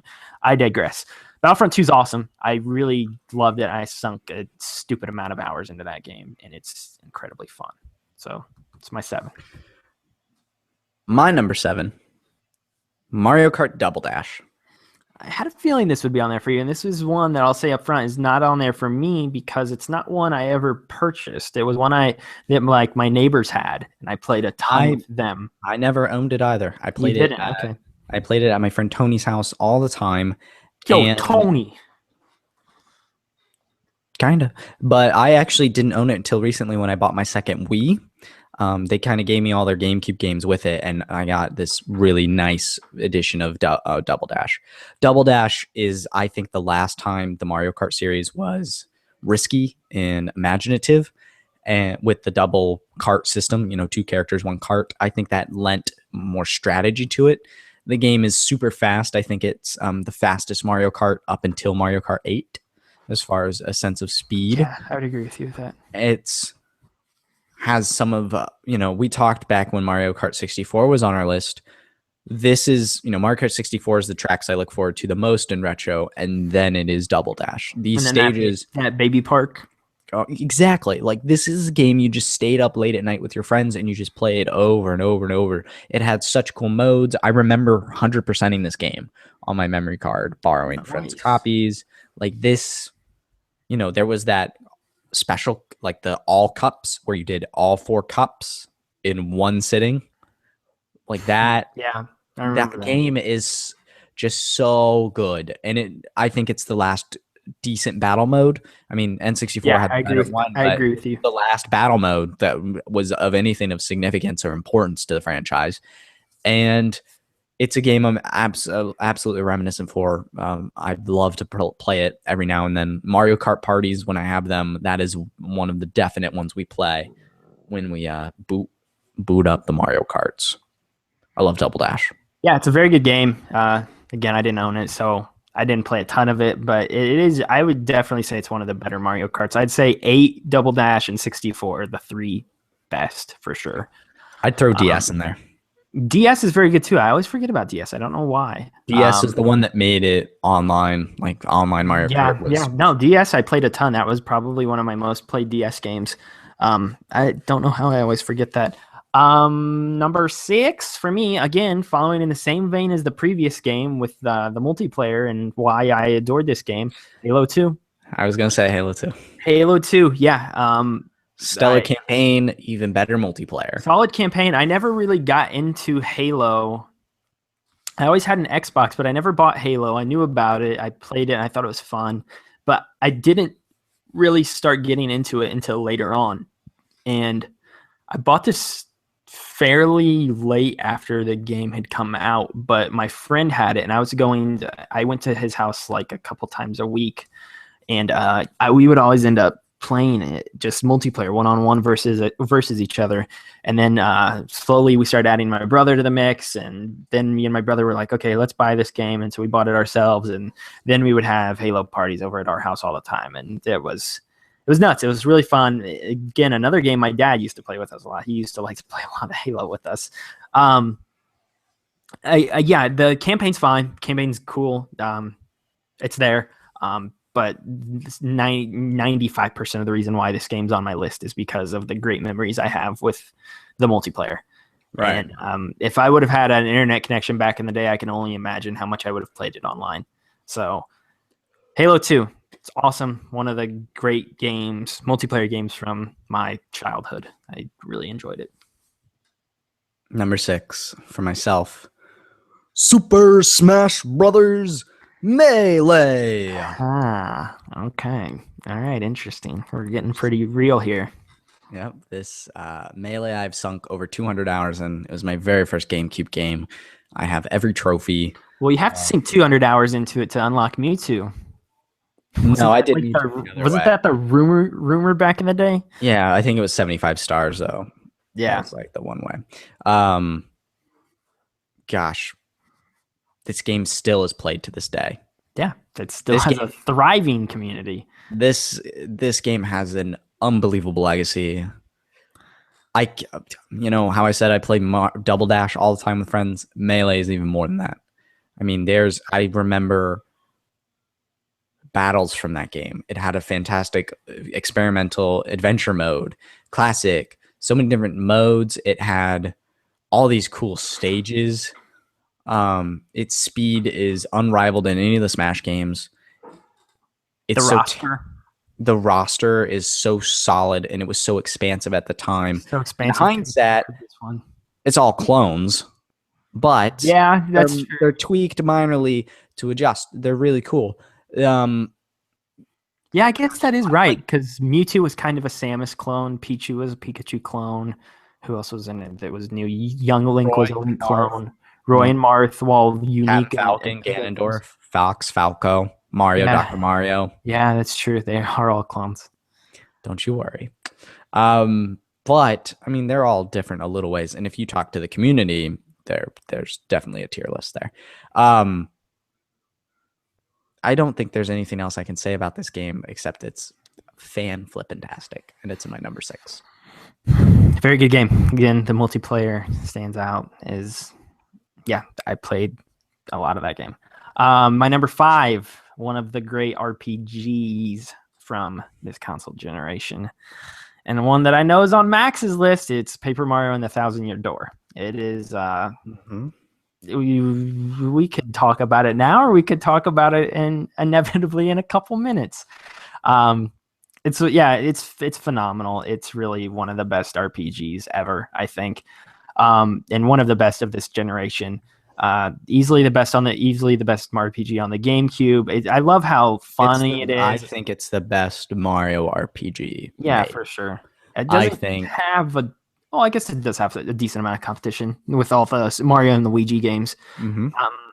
But yeah, it's a phenomenal game. It's one of my favorite RPGs ever. It's so quirky. It's so funny. I love all of the different characters, your companions that fight with you. They've all got their own unique abilities. They've all got their own unique personalities that I think is great. I think that... Who's your favorite sidekick? I really like the Yoshi for some reason. He had this punk vibe that was very cool. Yeah, and I liked riding on him, and I like the Yoshi pretty well. I'm trying to think what else there was. There's Goombella. Yes. There is the Flurry, Miss Flurry. There's the Koopa. Koops. There is Vivian. There's Yoshi. There's the Yoshi's my favorite for sure. The bomb guy, Bomb. Yeah, I don't know. Yeah. And last but not least, Ms. Mouse. Yep, I love all the different locations. It feels like a Zelda game with you hunting down the different crystal stars, but it's an RPG. So, really like it. And I will say that the wrestling location in that game, Glitz Pit, is one of my favorite. Rock Hawk. It's one of my favorite storylines. It's one of my favorite areas in any game ever. That part of the game specifically, while all of it is good, that part specifically is incredible, and I love it. It's the best part of the entire game, I think. I don't know what your favorite part is, but I'll tell you about my favorite part a little later on. Yeah, we'll learn about it in a little bit. So what's your number 5? Metroid Zero Mission. Two And Metroids. the reason I included this was because they are two vastly different games in the same franchise. Metroid Zero Mission took the the engine, so to speak, from Fusion, the other Game Boy Advance Metroid, and recreated the original Metroid in this beautiful pixel Game Boy Advance game. It is, there's Castlevania Symphony of Night, and then there's Metroid Zero Mission. And for me, they're both up there together. These are the games that make Metroidvania. This game is near perfection. I just replayed it not too long ago. It's on the Wii U eShop now, which still doesn't make sense to me. I don't know how it's so eerie. It's music, it's bosses, it's level design, your upgrade systems, the epilogue that wasn't in the original game, the Zero part of it, where Zero Suit Samus is introduced. All of this makes a wonderful game. It is a must-play video game. Have not played it, so I cannot speak to it. I'm sure it's good. You should get on your Wii U. That absolutely is a must-play. I would play that over Prime, though, for sure. So, yes, you should. So, yeah, can't speak to it, but I take your word. I've heard you talk about it many times. All right, Max, these next four where it gets real. It gets very real. Now, wait, I do want to refresher really quick. How many games do we have in common so far? So far that have been confirmed. Confirmed? That we've gone over. I guess none. So you have to get your three, because remember, I've debunked two of them. So we have to get the next three in these next four. So good luck. Well, I mean, you could have yours higher listed than mine. That's what I was going on. Yeah, that's what I'm saying. Okay. You have to get your three that match with mine within these next four. Okay, well, I know we got one. So there's one. Do you? Are you sure? No, I said 3 guaranteed. You said 3 guaranteed. There's no way it can be 5 or 4 now because I've debunked 2 of them. I still got 3. So that's what I'm saying. You have to get your 3 here. I still got 3. I trust it. I have faith in myself. But you did debunk it. Kingdom Hearts 2 was the one that you debunked that I thought would be on. And Metal Gear. And Metal Gear, that was the other one. So what is your number 4? This is where it gets hard. This is where it got really hard. And I wanted to put this specific game much higher because it is honestly, when I think of favorite games ever, this is up there. And this will give you an insight into what was going through my mind last night, because number 4 is Spider-Man 2. Ooh. Yeah, Spider-Man 2 is a fantastic game. This is one of my favorite games ever. I can't tell you how many hours I spent only swinging around the city. I would go back to this game constantly, not to play any missions, not to play a new story playthrough.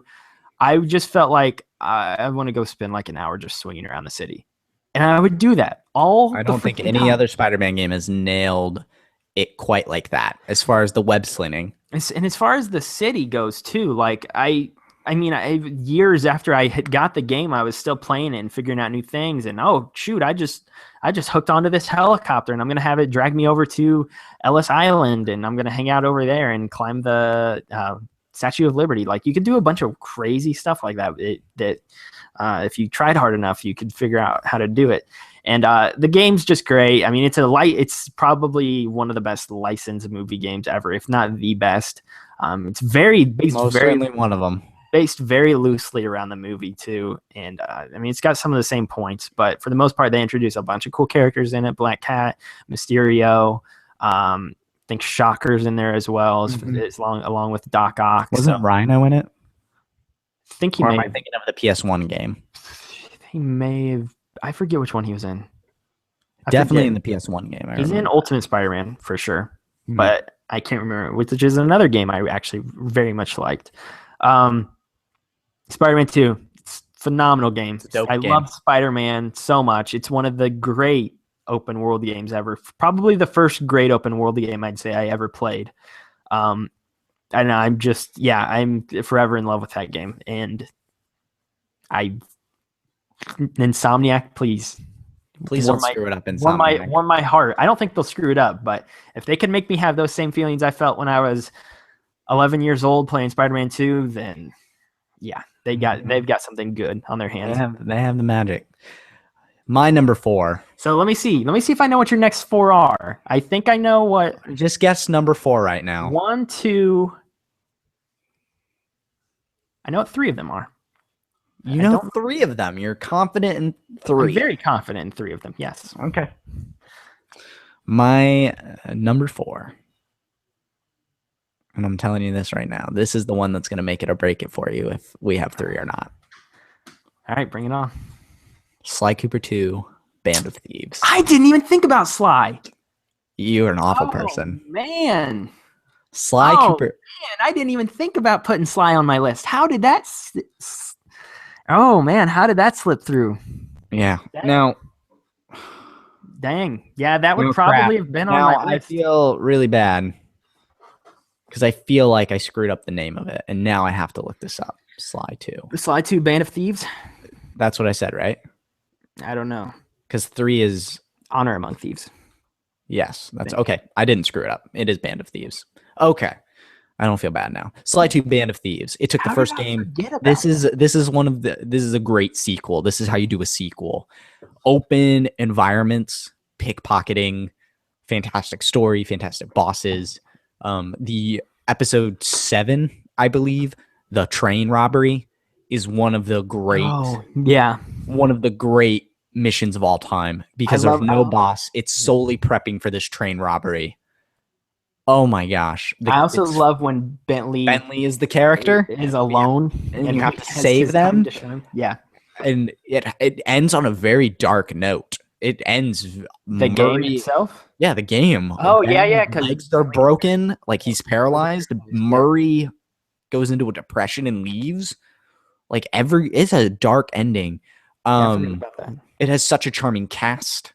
You know, that game is the best Sly Cooper game. I think how I forgot about that. I'm very frustrated with myself because that probably would have been on my list too.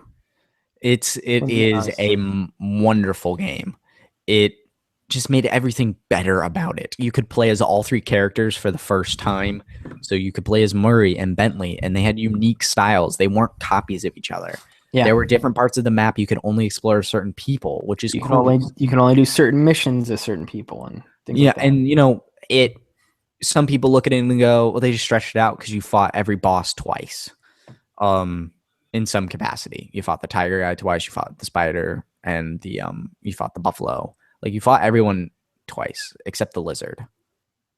That's true. The one thing I will say about that game that I didn't like was Clockla or Neela or whatever her name was. Yeah. Well, I mean, she's a very poor bad guy. Her motives like aren't there, but you know, it's the twist, you know, she betrayed you. There are iconic moments like the dance scene with Carmelita where you're in disguise in the ball. That's so great. Each environment is vibrant and different and feels unique. It's fun to explore and find all 30 bottles and get the special moves. This game is how you make a sequel. It's wonderful. I agree. It really does improve on everything from the original one, and the collectibles, finding the bottles and things like that. I love that. Yeah, it's the best in the series still. Mm-hmm. For me, it goes Sly 2, Sly 4, Sly 3, I'm sorry. Yeah, Sly 2, Sly 4, Sly 1, and Sly 3. I don't know where I rank them after Sly 2. I know that's the best, but I don't know what I would do. I think also Sly Cooper 2 has the best Carmelita voice. Because Carmelita is an actress. Yeah, because then she gets very Hispanic later on. In 3. Which I thought was strange. 4, though, is really good. Depending on the day, I might say 4 is the best. Like 2 and 4 have fantastic voice actresses for Carmelita. Yeah, I agree. The Carmelita is the best in that one. Very good game. I adore that game. I like it a lot. So I just want you to know, we now do not have 3 games that match. 1, 2. Yeah, we do. Yeah, we will. Okay. We will. I'm telling you because I haven't Because finished. I your haven't. list and my list could match up on the back end. Okay, never Yeah, mind. because I may have some coming up that Up you that have you already have already said. said. Okay, never Yeah, mind. I didn't think of that. I was looking at my list and going, well, he can't say any of those. Oh, okay, never mind. We might have three yet. So we're into the home stretch, the final number three. three. And this is a game I don't feel like we need to talk about too much because I have talked about it on this show ad nauseum. Metal Gear Solid 3 Snake Eater. Dun, dun, dun, dun, dun, dun, dun, dun, And dun, I dun, dun, love me some Metal Gear dun, Solid. dun. This is the best one in the series. This is the best Metal Gear Solid game. I love the Survival, I love the camo, change of pace, the change of character. I love the change the of the narrative. time period. It's got the best front to back story. The bosses are phenomenal. I mean, again, we've talked about this game a million times, and It is perfection. yeah, It was tough to cut from my list. It really personally was. I can't believe you. I really can't believe you did. Mega Man, Mega Yeah, Man. I'm telling you, Mega Man over it because of the reasons I talked about. Yeah. I told you you'd Um, get upset at what took its place. Yeah, I really. So I actually, if I do want to give a quick story about this one though, so I bought that collection. I've talked about it on the show before. Finally got by when I got to Metal Gear Solid 3 though, and I was about 3 hours into it.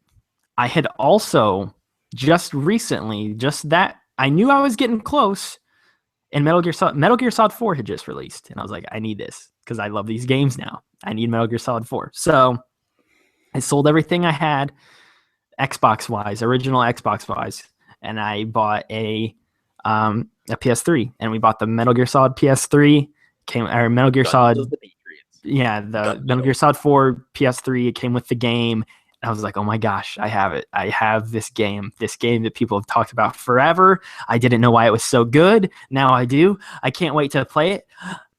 I haven't even beat three yet.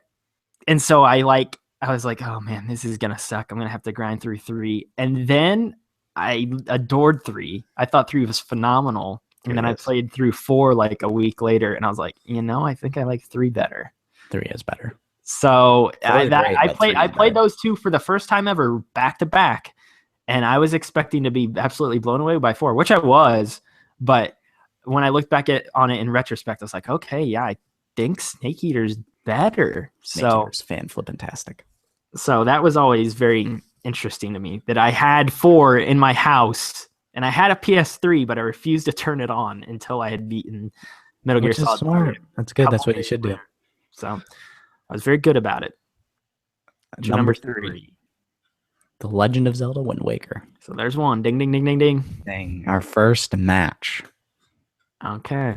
This far in. Legend of Zelda Wind Waker, just for my little personal take on it, because we did talk about it earlier. I've said this story before, so I won't go at length, but this is the first Zelda game I ever played. I did all this research on this game, this was one of the PowerPoint presentation games of like why I should be able to play this. I did so much research to the point where I tracked down a Game Boy cable at a Circuit City before Circuit City closed forever, so I could do the Tingle Tuner. I explored this game front to back. I learned all the secrets, the glitches, Tingle Tuner secrets. I explored this game front to back, top to bottom, filled out the C chart. I absolutely adore this game. It is my favorite Zelda game. There's just something about the sense of exploration. And I know it's just a cheap way to do it for the system at the time, just being in an open ocean. You're sailing island to island. But being in that boat, and then the rain would come, and then it would clear, and then the music would just gently come in and swell, and then you get the do do do do do do. It's just and stabbing Ganondorf in the face. That's a great moment. I really love that. Like that, and then going into old Hyrule underwater, like that game as an introduction to the franchise was perfect for me. And it's the reason I bought a Wii U at that time I did, because of the Wind Waker Wii U version system and the HD game. I bought the game again in HD just for the Ganondorf statue. I love Wind Waker. Me too. It's a good choice. And gosh, I've only beaten front to back 4 Zelda games. Wind Waker is one of the. Well, actually, if my Wii didn't break, Skyward. Which actually, ones is it? Which one's when I Skyward, Wind Waker, and what else? Link Between Worlds and Phantom Hourglass. Phantom Hourglass, you beat. Because 100% in Phantom Hourglass because it was a Wind Waker sequel. And I actually am a fan of the touch controls. I thought they were cool and innovative.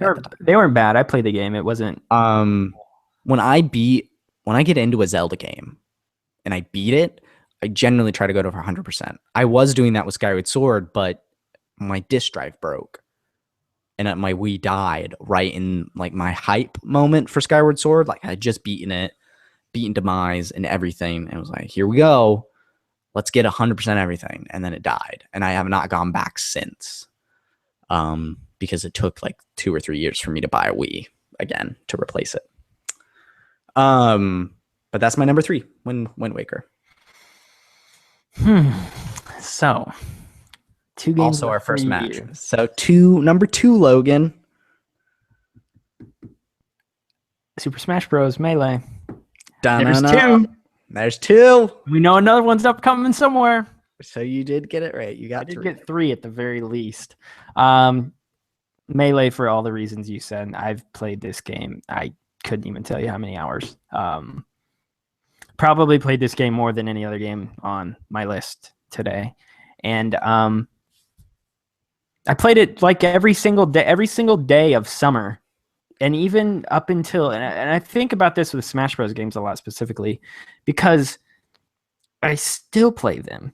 And I still come back to Melee sometimes. We'll grab a Wii and we'll grab somebody's copy of Melee and we'll play it for 6 hours one night with me and a bunch of my friends. And so at UCF, our Smash Brothers community at UCF, I think like every Wednesday or Thursday out in this like common area out by conveniently our Chick-fil-A under this very roof, they bring out CRTs, Wiis, and GameCubes and play Melee out in this like common area. People walk by, people can jump in, people bring their controllers. Melee, while not necessarily lightning in a bottle because they keep making great Smash games, there is pure magic in Melee in that sense. Yeah, I agree with you. There's something about this game that has a staying power to it, and you constantly come back to it over and over and over again. And again, I won't beat this to death because we did talk about it earlier, but just a phenomenal game. I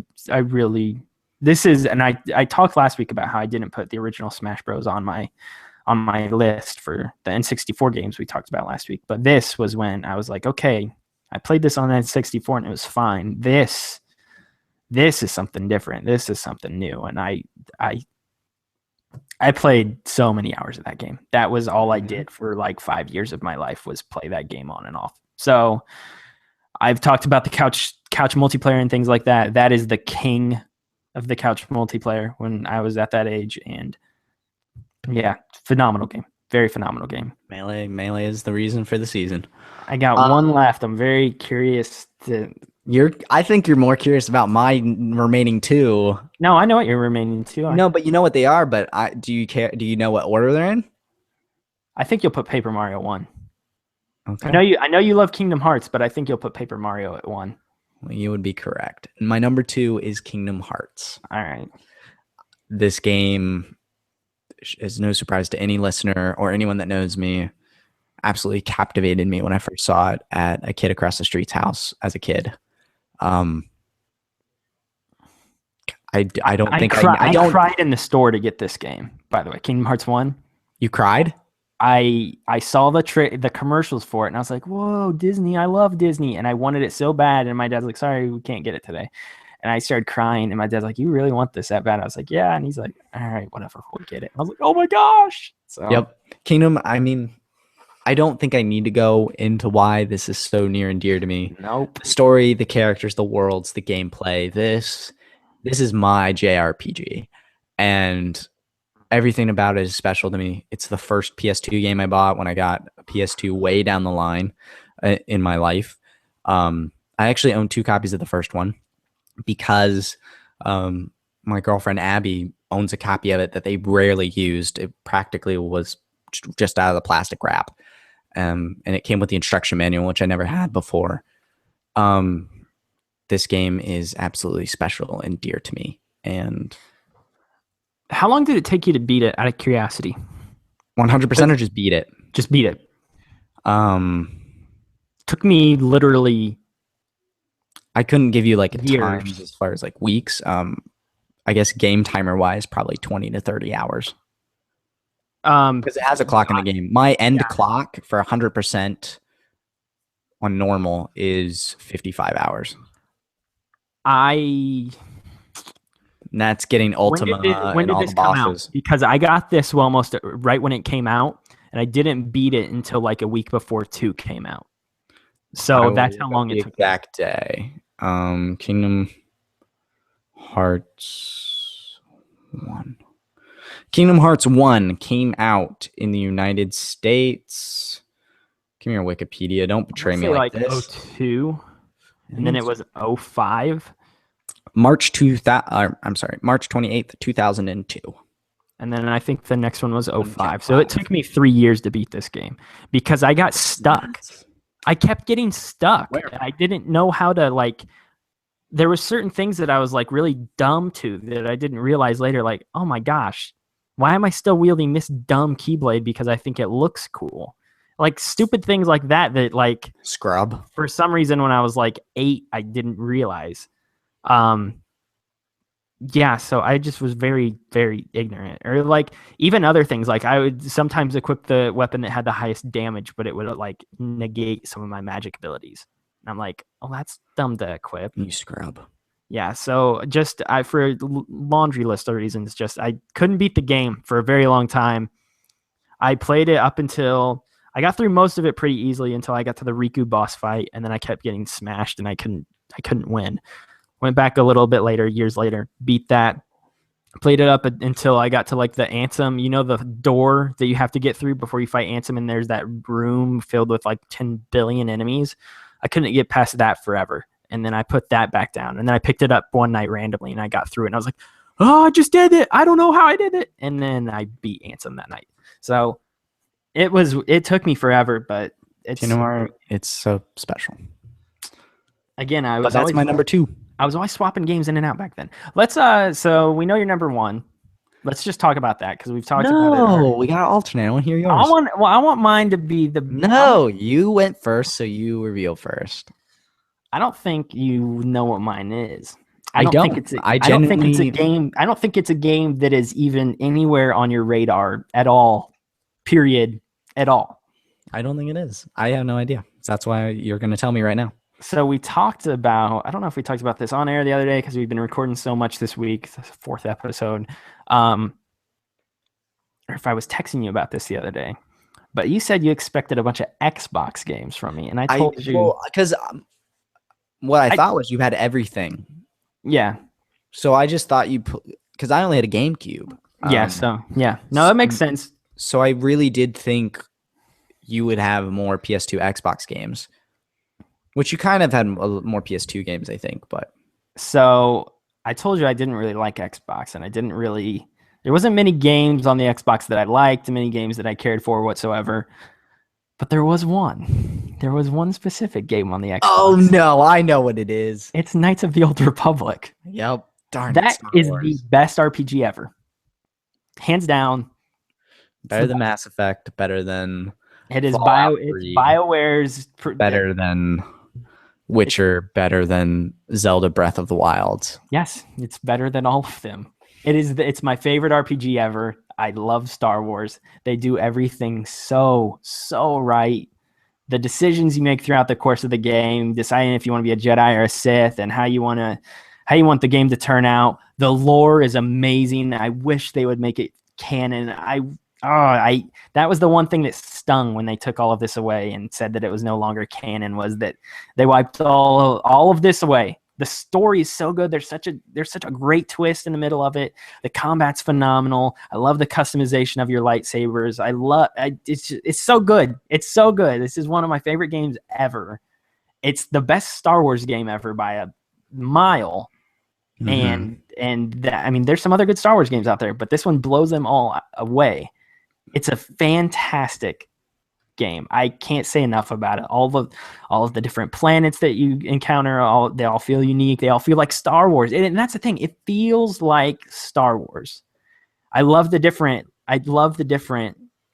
cast of characters that you're surrounded by. You got a crazy droid who's into murdering people. You've got a Wookiee who owes you a life debt, and that's a great. Okay, so I'll tell you this. I mean, the game's like, so I decided to be evil when I played my game, and you get to a point later on where, because you're evil, that splinters your group, and some of them are like, I'm not following you. And some of them are like, well, like you have like 2 droids, you have a couple other people who are like, I'm not going to follow you if this is what you're doing. It's like, okay, then if you're not going to follow me, then you're going to die. And so you kill them. And there's these 2 people that you run into. I forget the girl's name. She's a Twi'lek. And then there's a Wookiee named Zanbar. I forget his name. And it's something like that. He owes you a life debt, though. And they're best friends, this Twi'lek and this Wookiee. And when you get to the end, the girl's like, I'm not following you. You're evil. Come on, Zanbar. And he's like, I can't. I have a life debt to this dude. And she's like, what? No, come on. And I'm like, hey, Wookiee, kill her. And he's like, I have to do what he says. So I made the Wookiee kill the girl because I'm an evil Sith Lord, and it's awesome. You're a monster. This game is great, man. It's so good. I was so evil. I never felt so good. I think the bad guys in Star Wars are awesome, and feeling like an actual Star Wars villain is just really satisfying. I love this game. I could talk about it for hours. I need to replay it again. And I've got it on my computer. I've got it on like a tablet I have. I don't feel like any of those will do it justice, but I really wish I could sit down and play this again on a console. It's one of the great games of all time. And spoiler alert, you can look for this on my top 10. And when we get to week 6, this is going to be up there. It'll be 2-3 weeks away. It's really it's such a great game. I love it. All right. And my number 1 is no surprise now, through process of elimination, Paper Mario and the Thousand-Year Door. I've spent over 275 hours in this game. I know every nook and cranny of it. It is filled to the brim with character and charm, and this is why every Paper Mario game since has been subpar. This game, I want this game so bad on 3DS.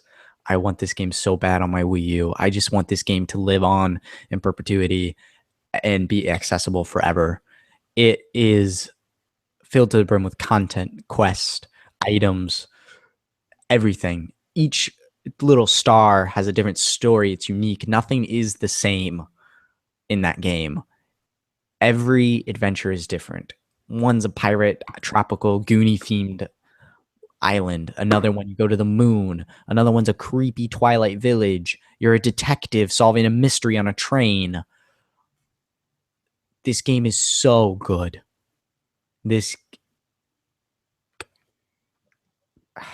I love this game. And that is all I got to say about that. It's a great game. It's on my list too. So I think you did get 3. You got 3. We're definitely in agreement. I knew we'd have 3. The ones that threw me off was I thought you'd go Kingdom Hearts 2 over 1, and then Metal Gear Solid. Yeah. So all right. Well, we're almost at 2.5 hours. We have I mean, we have like a we had a longer break in the middle. So but I also we're around 2. It's been a very long one. This is definitely, like I said at the beginning, this was my favorite episode this week. Sorry, I was going to say, why don't you fill the people in on what we're doing next week as far as top 10, and then... So this was week 3. We're nearing the end. We've got 2 more weeks, and then it's going to be our top 10 favorite ever from all the systems. And forever. So next week is going to be, we're getting into a little bit more handheld, sort of. We're getting into next week is going to be the DS and the PSP. And then with consoles, we're going to have the PlayStation 3, the Xbox 360, and the Wii. So getting a little bit more recent. We're getting caught up within the last decade now. So these are all things we definitely have played. I don't think much slipped through the cracks for either of us in this past generation. 360, I am nothing. Yeah, I guess that is true for you. You didn't play 360. Not well, speaking for myself, I don't think much slipped through the cracks for me, or at least things that I was interested in. So, and I only had a PSP for one game. So yeah, I'll tell you right now, I'm not gonna have a PSP game on my list, but I know you will. Oh, for yeah. sure. Oh, yeah. But yeah, PSP. No Peace Walker for you? You won't put Peace Walker? No, I didn't play that again until PS3. I know, but you said we're trying to put them when they can. Yeah, I agree with you, but I don't think it'll make my list. I don't think it'll make. But yeah, I'm super stoked for next week because this is super modern. This is very close. We're getting caught up, and yeah, this is like exciting. I said, this is the stuff that. Do you know what your number one's going to be already? Yes, I know what top 3 are for sure. I know what my number one is. 100%. 100%. I don't even have to think about it. There's some other things I wanted to say before closing, just in general about the show. All E3 weekend, we've been doing coverage. We have video and audio episode breakdowns for every press conference from EA and Bethesda on Sunday. We have Microsoft and Sony from yesterday and Monday. And obviously this episode was Nintendo. So I would love it if people gave those episodes a listen to hear our reactions to those shows or watched them on YouTube. I was going to say the same thing. Yeah. All of that is up in a YouTube playlist we made. I am particularly proud of what we were able to pull off this weekend as far as just expanding to video format for our our little podcast and trying to reach more people that way. And I think I would love it if people went back and listened to those if they missed them, to just hear our take on those press conferences. For sure, yeah. And we tried to turn each of those into a little bit more about not telling you what happened, but more what our thoughts were on about it. So, I mean, if you already know what happened at E3 and you already know the breakdown of everything, it's not just going to be an informative thing. It's going to be more of this is our thoughts on the things that were announced and shown off. So I think they've still definitely got, even if you've been consuming E3 content all weekend, I think that, or all week too, I guess. I definitely still think those episodes we put up hold up. And so, yeah, we have done 4 episodes in 2 days. So it's been quite a bit.